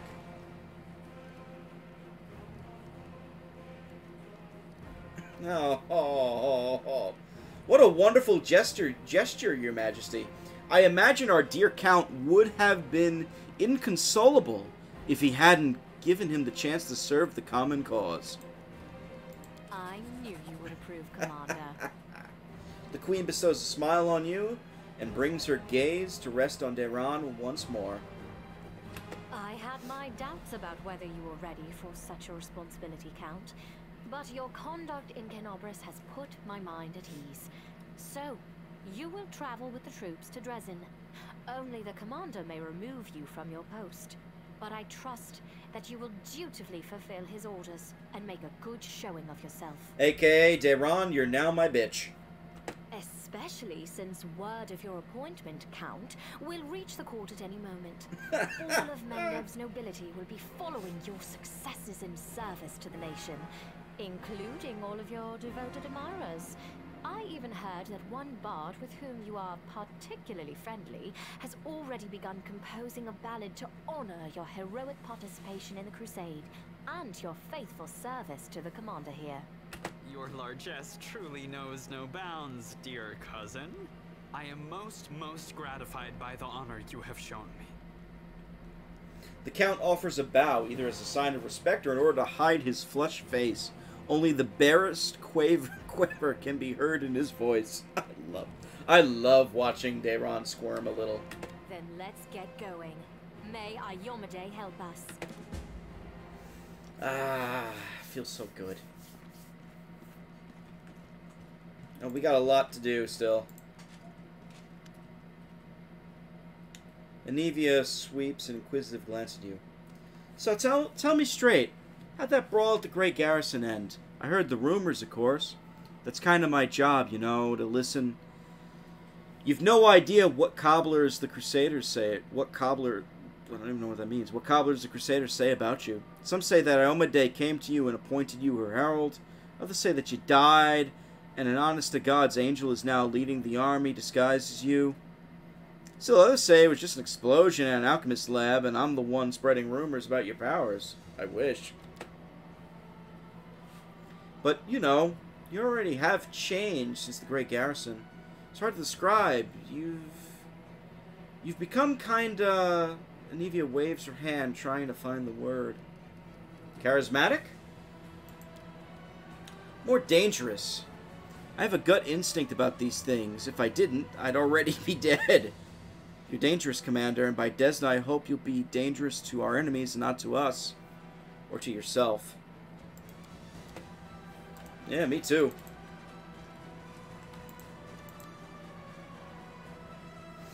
Alright, well, let's talk to Socia and Nura. Sociel is there, Nura's somewhere. This is Irabeth's tent. Talk to Irabeth too. There's Nura's tent. We'll go in there in a minute. Yeah, there's Socio. Socio's a cool character, too. He's from the Adventure Path. He likes painting. And he's also a companion. A companion that comes prepared with a glaive. And crossbow. We gotta get him kitted. So, he is a pure cleric. He's a cleric of Shaylin, I believe, is the official class. What are we working with? Well, he needs a domain slot. Protection from evil is always good. Shield of Faith I prefer. Communal protection from evil is always good. Let's give him aid. No, no aid, actually. Get rid of one of the restorations.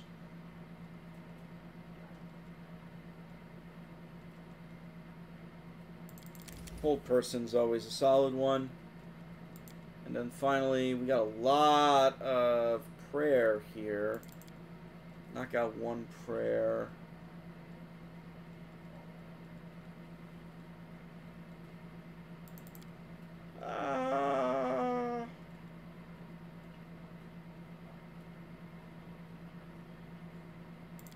Archon's Aura, why not? He's going to be a frontline fighter if you haven't guessed yet. He's from the Luck and Good domain, and he's a cleric of Shaylin.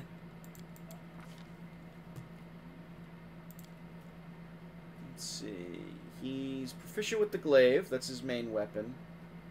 Medium armor focus. I actually shouldn't have sold Marching Terror, because that could have been useful, actually, on him. Oh, that was stupid of me. Extra channel and selective channel already part of him. He has toughness and shield proficiency.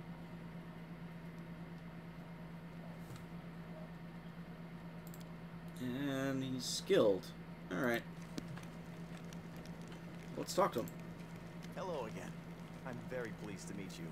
Thank you for taking the time to talk to me. The young cleric stands before an easel, his brush hovering over the canvas without touching it.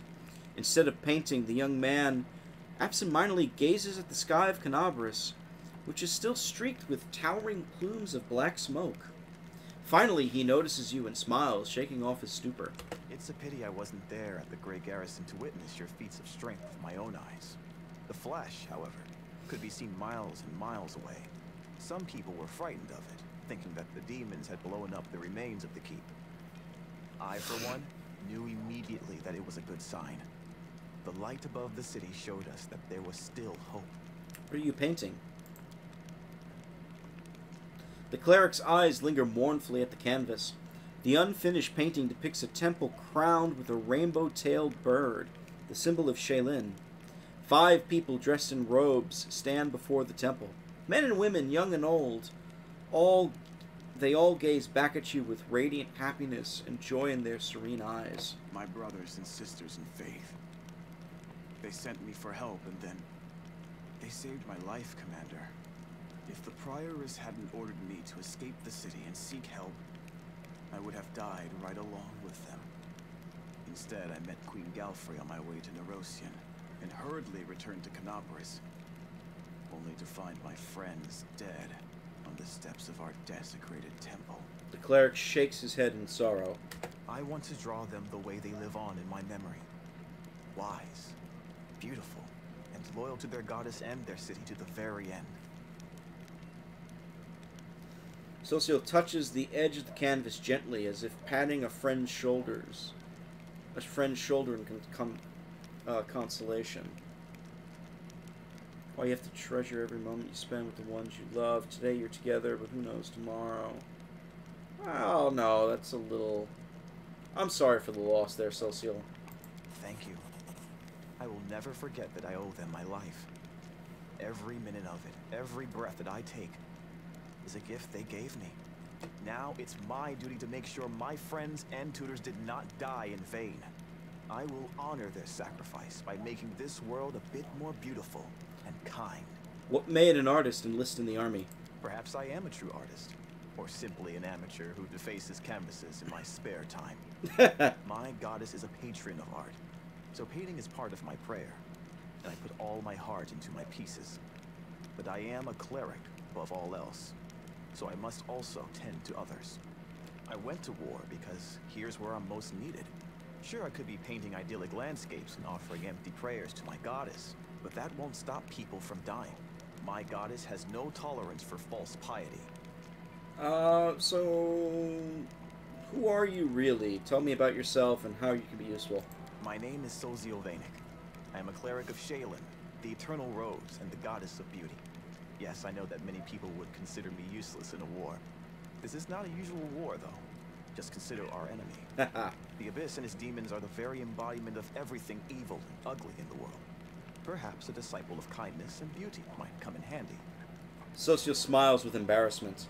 I have no doubt that we will win this war, Commander. We just have to. It is our destiny. My role is to help you, and all those standing by your side in this struggle, to survive and flourish. Everyone deserves the chance to find peace and happiness in the world that they are defending so selflessly. So you want to discuss something with me, yeah? Yes, I have a personal request. Before we undertake our journey and leave Canabris behind, I would like to visit Martyr Zacharias' cemetery for a funeral. It's not far from here, and it's important. I would like to pay my respects to my friends from the Temple of Shaylin who died defending the city. Also, if it's not too much trouble, I would like you to come with me to honor their memory. Their friends and family will be at the funeral, and perhaps the commander's personal presence will bring them comfort. Well, obviously it will, because we're going to go with you, Socio. I know that you are burdened by many cares right now, so I understand if you can't find the time. But if you could, I would be sincerely grateful. Well, it was nice meeting you. See you later. Enjoy the painting. You must be rather busy indeed. Leading a crusade all by yourself is no joke. I still believe that you are up to the task. This war has been raging for 100 years, but you've given us a chance at victory. Sometimes a chance is all we need. Oh, there's Leoter. Commander! A tall man with piercing yellow-green eyes gives you a brief nod. Let me personally congratulate you on the new title and thank you for your time in advance. I am Leoter Hawkblade, Inquisitor in the Church of Iomade, the Bringer of Light. I require your assistance in a certain delicate matter involving one of your companions, young Count Deran Erende. Well, tell me about yourself first. I want to know who I'm dealing with. I am Ulfin by birth, but I lived in Mendev for most of my life, dedicating myself to the service of the Inheritor. My warrior brethren mostly worship Gorum, but I've never been eager to fight for the sake of battle alone. I was a good fighter in my early youth, and could easily best most of my peers, but I didn't enjoy showing off my skills. Victory is bland on its own. Purpose adds flavor to war. I can't say that I've always been a faithful sword of Iomade. Back in my mercenary days, fate brought me to the borders of Mendev, where I spent quite a long time among the Crusaders, fighting shoulder to shoulder with my righteous comrades in arms and watching demons commit their atrocities eventually led me to something that I've been seeking my whole life. Purpose and faith. This is how I found my calling. Even though it may be hard at times, I've never regretted my decision. Are you one of Hulrun's followers? Litor's face freezes for a moment. Then he nods. Yes, of course. Where were you during the attack on Canabris, then? I was on the hunt. A very successful one, but often as happens in life, this minor success was a mere harbinger of a larger failure. If I hadn't been so far away from Canabris on the day of the attack, I might have been able to help with my comrades and prevent a number of deaths. I guess we'll open up the wound. What is your opinion on his atrocities? Litor is silent for a while. Usually people reveal such things about themselves only to their confessor, but not to some curious stranger. Still, I did ask for your help, and that imposes certain obligations upon me. Let me put it like this. I spent enough years by Prelate Hulrun's side to know how to keep him from going over the line. The Prelate is an extraordinary man, but he has fallen prey to his own paranoia and monumental sense of responsibility which has gradually eroded his razor-sharp mind. He has witnessed so much hideous darkness that he now sees it in every shadow. Yet his strength was, and still is, a shield for all the people of Mendev. That is my opinion. His comrades and advisors are necessary to prevent him from making unforgivable mistakes. Thank you for the answer. It is not an easy topic for me. I prefer not to discuss this again. So what brings you here exactly? Here we go. I ask you to assist the Church of Iomade in an investigation of the utmost importance. I understand that the leader of the crusade has plenty of other matters to attend to, but please allow me to tell you the details. Perhaps this will explain why I'm calling upon you. The Inquisitor's open face instantly reveals his feelings. He frowns and looks through you, lost in his thoughts for a moment. I suppose that you have already heard about Count Arende's story? I refer to the tragedy at Heaven's Edge. I know about it, but tell me what happened, your way of it. Well, about 10 years ago, several powerful demons managed to penetrate the Wardstone barrier and commit mass murder of all the guests who attended the feast in celebration of young Deran's birthday. The unknown magical disease they had brought wiped out the whole estate in less than a day.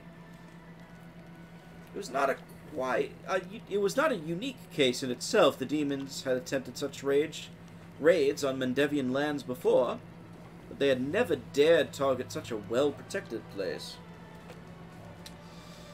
The Arende family was exceptionally rich. The estate was protected by elite bodyguards, and with several strong and righteous paladins among the guests. Moreover, the revered Nestrin, Deran's tutor, was one of the most powerful priests of Iomade in the vicinity. All of them died nonetheless, except for the young count, who had suddenly manifested his astounding sacred healing powers.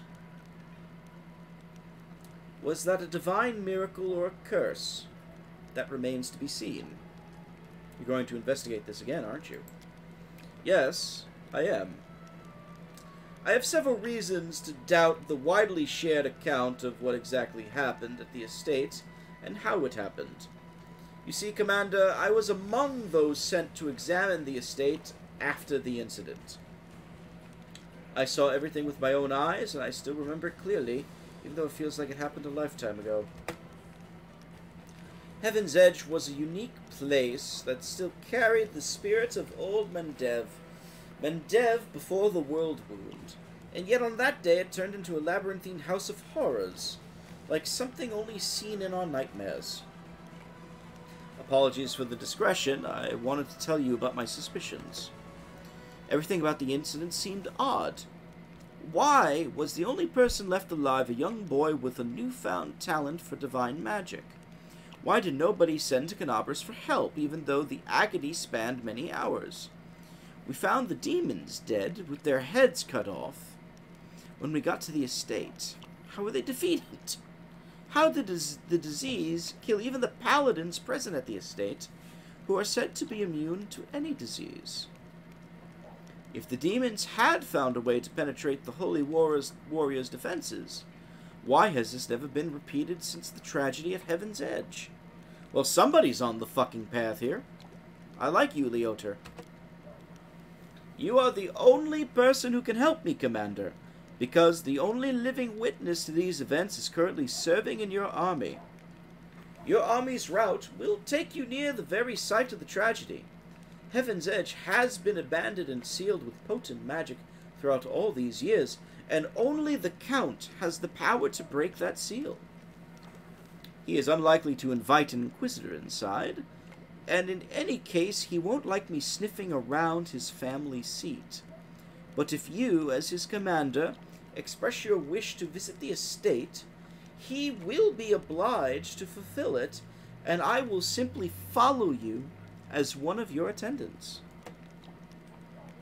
There are 100 ways, 1,000 paths, a myriad loopholes in human lives that the forces of evil can use to their advantage. I am not sure which one of those led the demons to the gates of Heaven's Edge, but I do know it wasn't a simple raid the kind Crusaders face every day. That incident involved a significantly more powerful entity, and that is why I'm asking for your help. We cannot be sure that such a tragedy will not happen again until we uncover the truth. Did you question Darren himself? Well, probably didn't really go anywhere.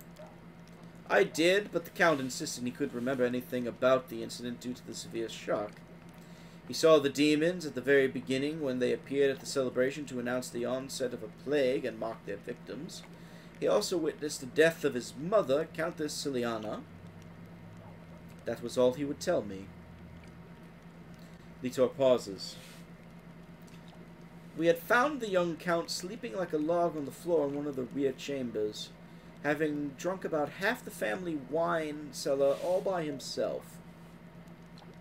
There was no reason to disbelieve him on that matter. Do you suspect Iran is hiding something, that he's to blame for the tragedy? I deliberately refuse to entertain any theories or suspicions so that it doesn't affect the investigation. There's a saying among my colleagues that suspicion is the mother of prejudice, and prejudice is married to failure. I can only tell you that Count Arende wasn't suffering from demonic possession, the most common malaise in our country at the time. Prelate Huun himself examined the boy right after the tragedy, and he didn't sense anything wary of him. What do you expect to find now if you've gone there several times? I was a young and inexperienced Inquisitor when I first visited Heaven's Edge 10 years ago. My skills have improved significantly since then, and I have paid dearly for that.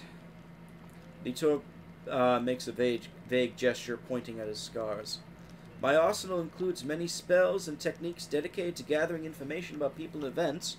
Almost all of them require me to be physically present in the palace where the event in question happened.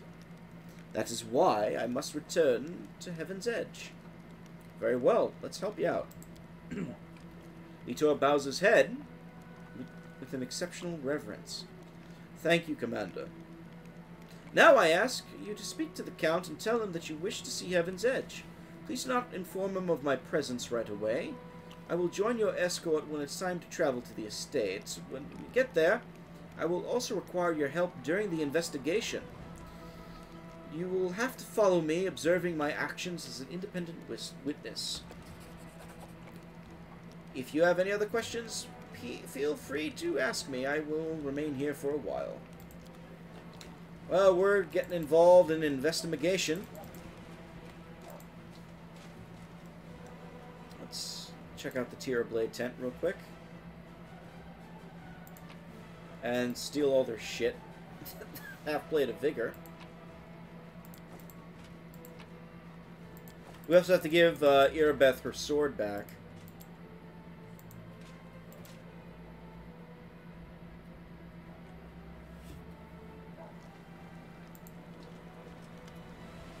Commander, allow me to say something.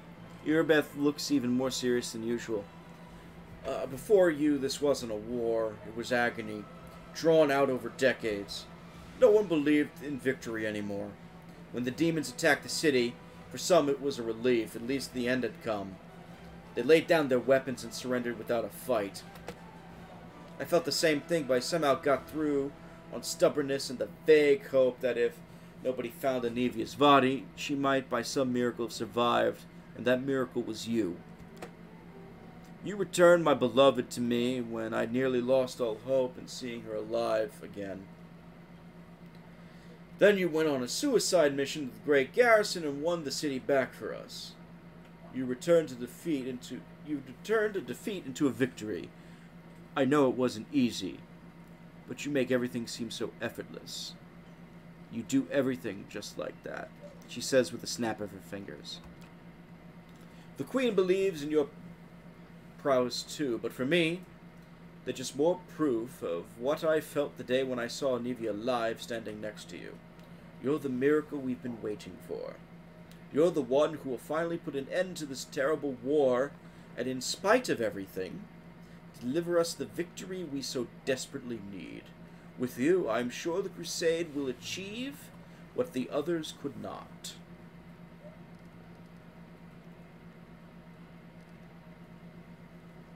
So let's start with the scabbard and get that out of the way. Level up, yeah. Irbeth looks down. The scabbard held the solemn hour, my family's sword. My father once fought with it, and I took it when I was left home to become a paladin. Alas, it was not stolen. I parted with my heirloom willingly to help someone dear to me. Anivia needed expensive healing, and having no other way to procure the money, I pawned my father's sword. I think he would have understood. I'm sure he would have given up everything to help the family.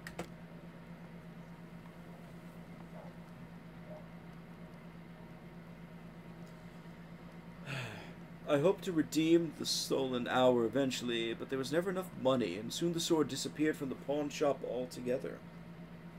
I have no idea who took it. Seems like I'll have to part with my father's sword forever.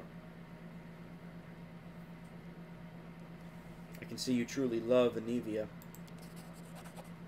A delicate blush appears on Irbeth's cheeks. She nods, silently. Irbeth lovingly traces the name imprinted on in silver on the scabbard's leather. My parents were loyal servants, yet it wasn't enough to earn them a title or coat of arms. Still, however humble our name might be, it is worth something. I don't know if I'll ever see the solemn hour again, but at least I have the scabbard back. Thank you.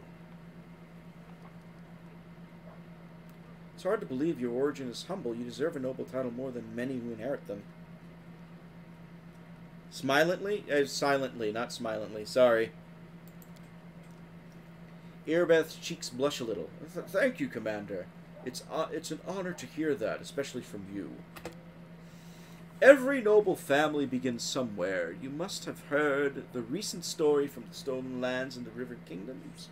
Just imagine coming from nowhere and making it all the way to the royal crown in just a few years. We'll play that game eventually, everybody. Sometimes I wonder what would happen if I managed to distinguish myself somehow. But then I push away such unworthy, selfish thoughts, of course. We don't fight for rewards. The fate of the world is at stake, and yet Irbeth's blush deepens as she falls silent. We do need reinforcements. Can you get us more soldiers? Irbeth frowns. When we begin to march on Dresden, we chose speed over numbers. If I order more volunteers to be recruited, they simply won't arrive in time. We could pay mages to deliver the troops to the camp, except I doubt that our army's coffers could afford it. If you can spare 7,500 gold coins, I will see to our reinforcements.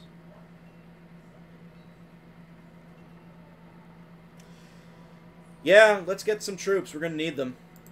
You have the orders. Consider it done. So the Queen has counterintelligence watching me. I wonder why. You think the Queen doesn't trust you? If that were true, she wouldn't have put you in charge of this army. My main task is to be your advisor until you've gained enough experience as commander. As for counterintelligence, Anivia and I are tasked with keeping an eye on your inner circle. But you're not under suspicion, Commander. You're under our protection. Thank you, Irbeth. Get us some troops. What's our money at? 10,000. That's not good. Alright. Nura's tent. Let's talk to Nura. Or I would, but she's not here. Or there she is. Hold on. Let's also steal her books. Knight Commander, how can I help you? There's so much I can do. Just ask. Nura looks at you with eyes filled with enthusiasm. She's holding a notebook and traveler's inkwell.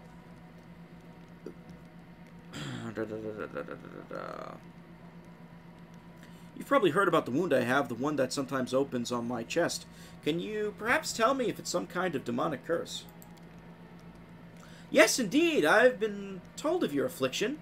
Nur appears at the center of your chest. Can you will the wound open? No, no. That's a shame. What can you tell me about the wound? Well, it's difficult to say. I know of blades that leave never-healing cuts, of poisons that stop wounds from healing. I've heard of witches' curses that are rewarded with eternal wounds, but wounds that seem to reopen and heal over and over. Huh. Morning, Gumstitch. How are you? I'm doing well. Perhaps you know of other cases like this? Let me think. In 4671, a Mendevian army corporal had all his bones and cartilage turned to glass. 4700, a scribe in Canabras had all her skin simply come away like she's been boiled. 4638, oh!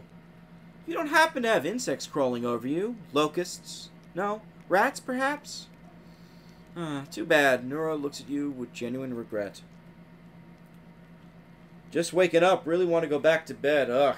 I know that feeling. That was me this morning when I got up early, and I gotta do it again tomorrow for the bread route. I'll be okay, though. Once we're done with the bread route, we're good for the week.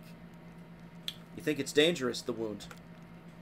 Most likely is dangerous, but you are under protection of Iomade, Commander. She granted you mythic power, as they say. Surely the Inheritor would not leave you to face this alone. I mean, have you perhaps noticed that the wound opens at moments when you waver in your faith? Perhaps it is triggered by doubt. Frowning, Nura looks at you with sincere concern. I'm sorry I couldn't tell you anything useful. I will be sure to study this matter and consult a few of my encyclopedias. So tell me about yourself. Oh my, I will tell you so many amazing things, but you choose the most boring one of all. But alright then. About myself. Where are you from? Isgar, a small piece of land that proudly calls itself a country, even though it's been independent for a single day in all the centuries it's existed. They have a lot of national pride, but all that is borrowed, always looking to the great day when they can at last be free from the rule of Cheliax. The Isgari love talking politics. If two of them start bargaining over beets at the market, you can be sure that they'll end up arguing about whether an independent Isgar will be a monarchy or a republic. I've always found it funny to listen to. And a little disgusting. You see, there are a lot of us halflings in the country, but very few are citizens. Most are slaves. I was lucky. I've always been clever. Ever since I was little, so they sent me to school instead of making me do the grunt work. They taught me to count and write, and I was sold to a secretary to Lord Exilar Tresbot. He's the one I left Isgar with, never to return, I hope. How'd you come to serve the Queen, then? I was a slave of Lord Exilar Tresbot in Isgar, my homeland. Oh, what a man he was. He towered over his fellows like a rock over a garbage heap. A true hero. He bought me as a simple secretary, but he made me learn the history of the world wound, all of it, one volume after another. He hired tutors for me, even sent me to meet prominent historians. He doesn't want a simple slave, but a slave with an impeccable education. Lord Tresbot was going on a crusade. He firmly believed that the servants of the good gods were weak, and that only a follower of Asmodeus would stand against the demon invasion. He took me along as a secretary, a historian, and most importantly, he entrusted me with recording his glorious story for future generations. In his crusade, Lord Tresbot performed many brave feats, but even he could not stand against the world wound alone. In his final battle with the demons, when my lord realized he was doomed, his final act was to cover my retreat, so I could tell the world of his great deeds. Some people have said what he did was not just heroic, but an arrogant moron puffing himself up one last time. But I say curse their tongues. My difficult journey ended in Mendev, where I found my freedom. There I published Lord Tresbot's biography, and I don't want to boast, but who am I kidding? Of course I do. The book sold in great numbers, and made me rather famous for a time. That's what brought me to the Queen's attention. She invited me to her court. After all, she was curious about my deceased lord, and she was in great need of an expert on the history of the world wound. I hope you'll find me useful as well. So you're not just a historian, but a writer. Are you going to write a book about my crusade? If you don't know, this is somewhat of an in-joke regarding a certain companion in Pathfinder Kingmaker. Haha, why not? As soon as we finish off the demons, I'll get right to it. Just take care that you don't end up like Lord Tresbot. Do you worship a deity? She makes a wry face. Well, when I was a slave in Isger, they would beat me with a stick to force me into believing in Asmodeus. They hit me and said it was for my own good. Ever since then, I don't like temples. I realize there's different gods like Desna or Caden who teach goodness and freedom, but it's just... As soon as I smell frankincense, I see the slave driver's stick. Maybe one day I'll be able to turn to a deity without cringing from a blow, or not being reverent enough, but for now I let others pray for me. Nira's smile trembles and collapses. Ah, she's hiding something. Of course, I roll a fucking 1!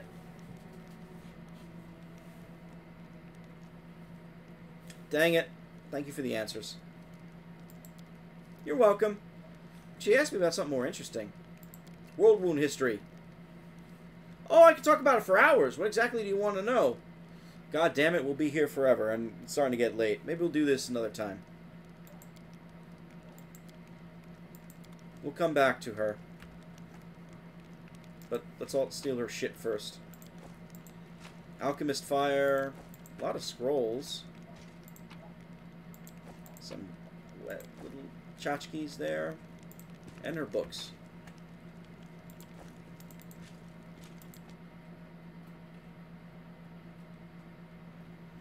I can't believe I failed the fucking perception check. The 1. I hate that so much. Oh well. Half plate of vigor, huh? Wear +2 bonus to Constitution? Oh, hell yes, we're giving that to Sela.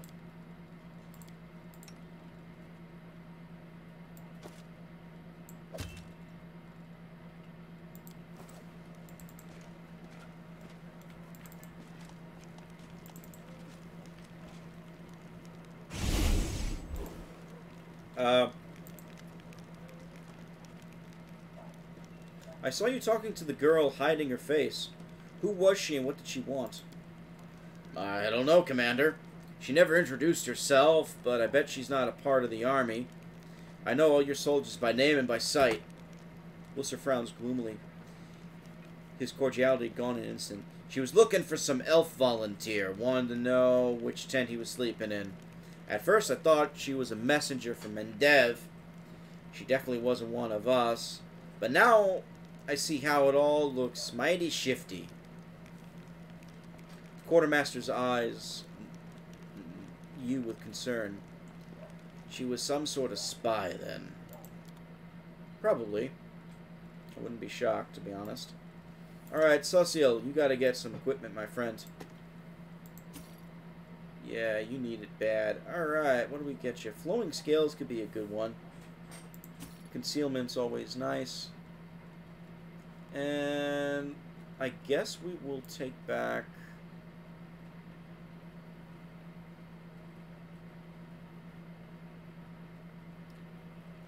where is it? We sell it here? Marching Terror. Oh, we can't get them both. We'll get Marching Terror.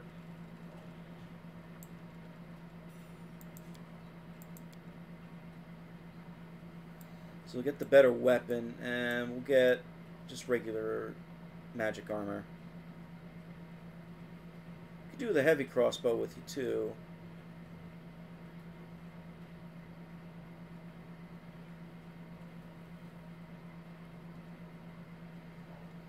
Let's see, breastplate +1 maybe? It's probably the one we're gonna go for. The Mithril chain shirt though. Rock of Nature.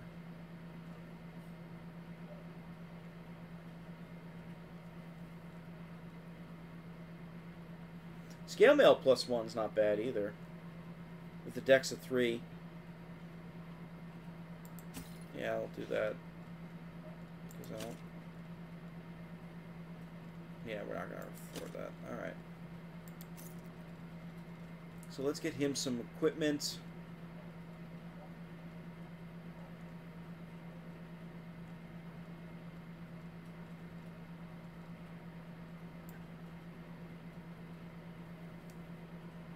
You know what? I'm going to splurge a little bit. Take a heavy crossbow for yourself, +1. You're going to need it, Sociel. Add. So, +5. Not horrible. But +8. Very good. Protection from evil. Scroll there. Let's give him the aid scroll and a arrow of law scroll for now.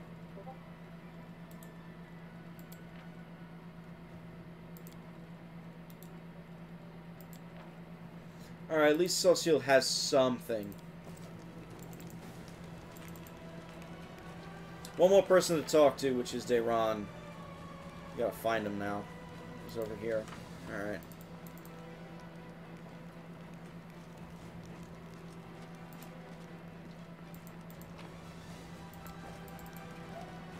Hi, Dayron. Ah, there you are.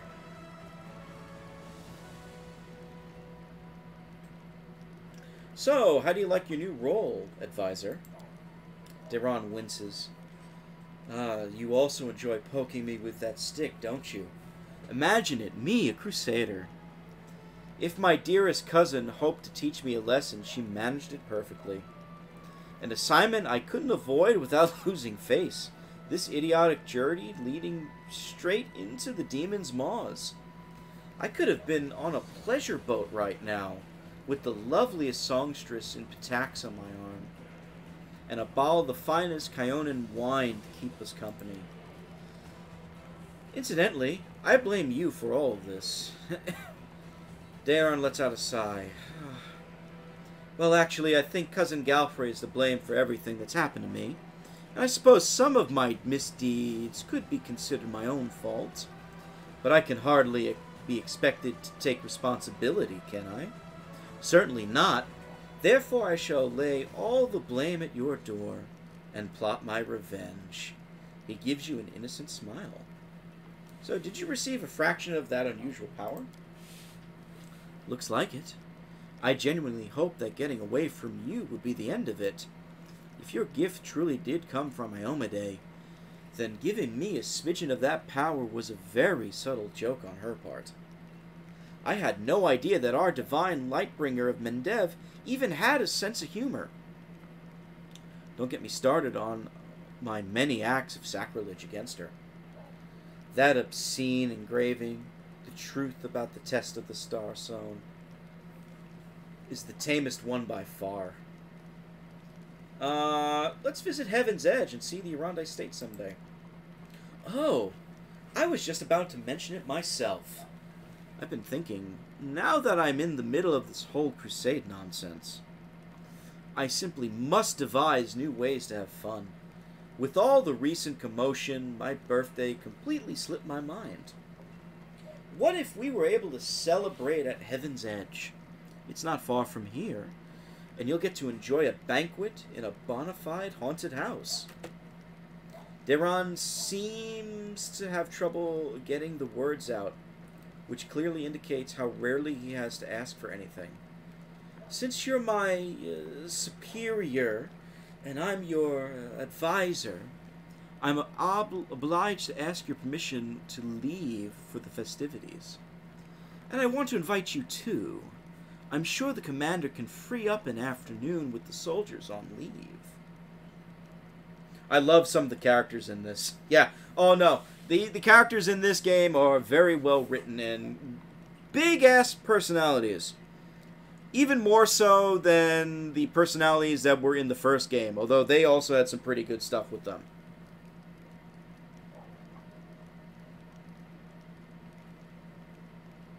Alright, it's a deal.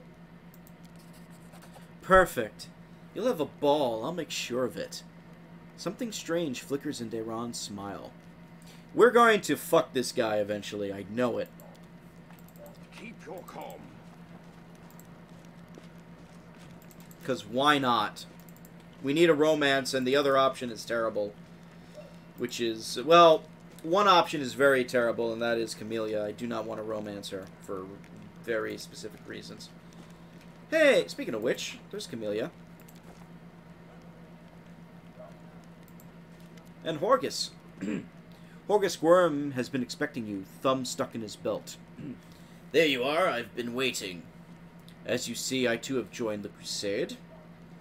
I don't know how to swing the sword, but war is costly and I have money. Besides, my intellect and business sense may prove useful even on the battlefield. Besides, I believe... Horgus shifts awkwardly from foot to foot. I believe I owe you an apology. The way I behaved was rude, ill-mannered.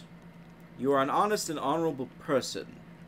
You have clawed your way up from the bottom of society to the title of Knight Commander, and you are friends with Queen Galfrey herself.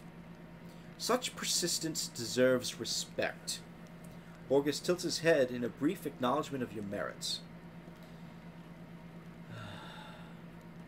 Please allow me to give you this magic amulet from my humble personal treasury, to mark our future cooperation.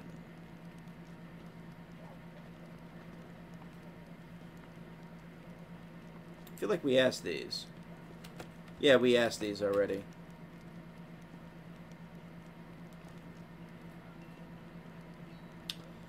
Why have you decided to support the Crusades now then, Horgus?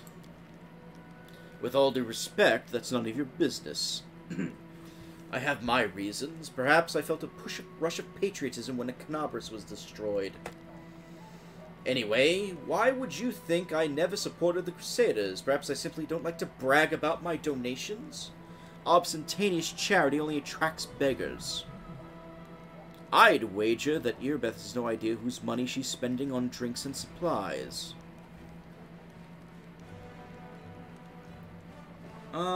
Tell me about Count Deron Arande. You are acquainted, right? He is a brilliant young man with a brilliant pedigree, and that story of his, the nobility, is the glue that keeps our society together. I suppose that's why the demons so often choose their estates as primary targets. Who would notice the demons' bloody massacres if they only slaughtered poor country folk? Yeah, fuck the poor, huh? The Arande family shared the tragic plight of the Gwyrms. Along with many other members of the nobility, they fell victim to a treacherous attack during a major celebration taking place at the family estate. I hadn't received an invitation and was slightly insulted by the snub, but it turned out to be a blessing in disguise. The gods saved me from a terrible fate. All the guests died that day from magical demonic disease. I sympathize with the Count deeply. He has endured so much, and it's no wonder he keeps himself aloof from me. I think this is due to the fact that Horgus Gwyrm's fate also resembles his own, and we both have to relive those horrible memories whenever we see each other. Well, thanks, Horgus. And what's this item you gave me? Oh, well, we're giving that to Ember. Hex powers? Yes, please. Alright, we've done a lot A lot of talking. We've got a lot of plot set up. We gotta talk to everybody still. There are many roads to success. Where is Prelate Hulrun? Here's Lan.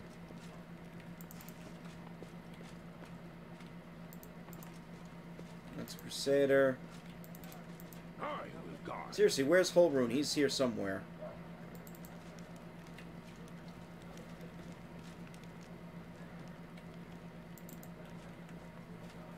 Well, there's Nenio. Hi, Nenio. Ah, boy, there you are. Very good, just in time. You'll be delighted to know that I need you for an experiment. So, the great garrison stands roofless. The demons are running for the hills with their tails between their legs. Mendev's queen, what's her name? It's on the tip of my... Ah, yes, Galfrey, is scurrying to and fro, and all this is somehow connected to you, my loyal follower. Thus far, there is no scientific evidence of your exceptionality, if one discounts blind faith and divine intervention, which I do. We, people of science, refuse to believe in the inexplicable without any proof. We are the ones who explain the inexplainable. Nenio punctuates her statement with an energetic sweep of her arm. And therefore, open your mouth and say, ah, for me. Fuck it. Ah. Nenio peers into your mouth with a practiced eye. Alright, your throat's fine. Tongue looks perfectly normal. Your breath, she sniffs. The smell is in line with the regular functioning of the digestive system. Now your teeth. She sticks one hand in your mouth and probes each of your teeth in turn with the skill of a seasoned dentist. No detectable alterations. By the way, did you know that many individuals, while being wholly civilized representatives of their races, still have amazingly powerful bite? As if suddenly recalling something, Nenio promptly pulls her hand out of your mouth.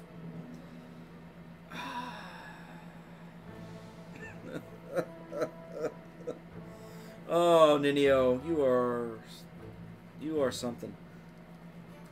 Are you really trying to find a correlation between fang length and civility? Neo seems slightly embarrassed. For the good of science, I look for correlations everywhere and in everything. How can you prove there's no correlation if you don't bother to look for one?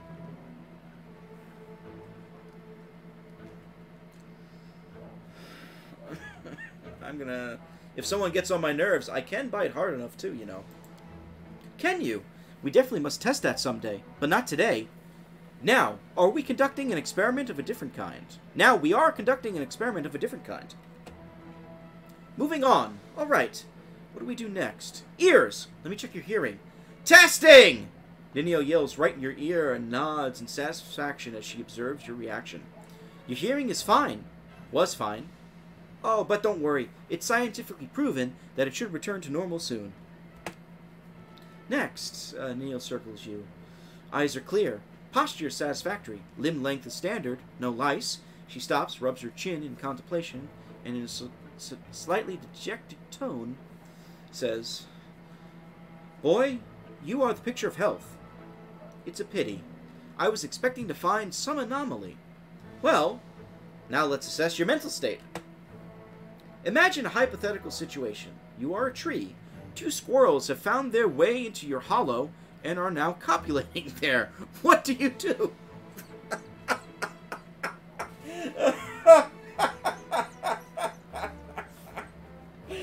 Oh, fuck me.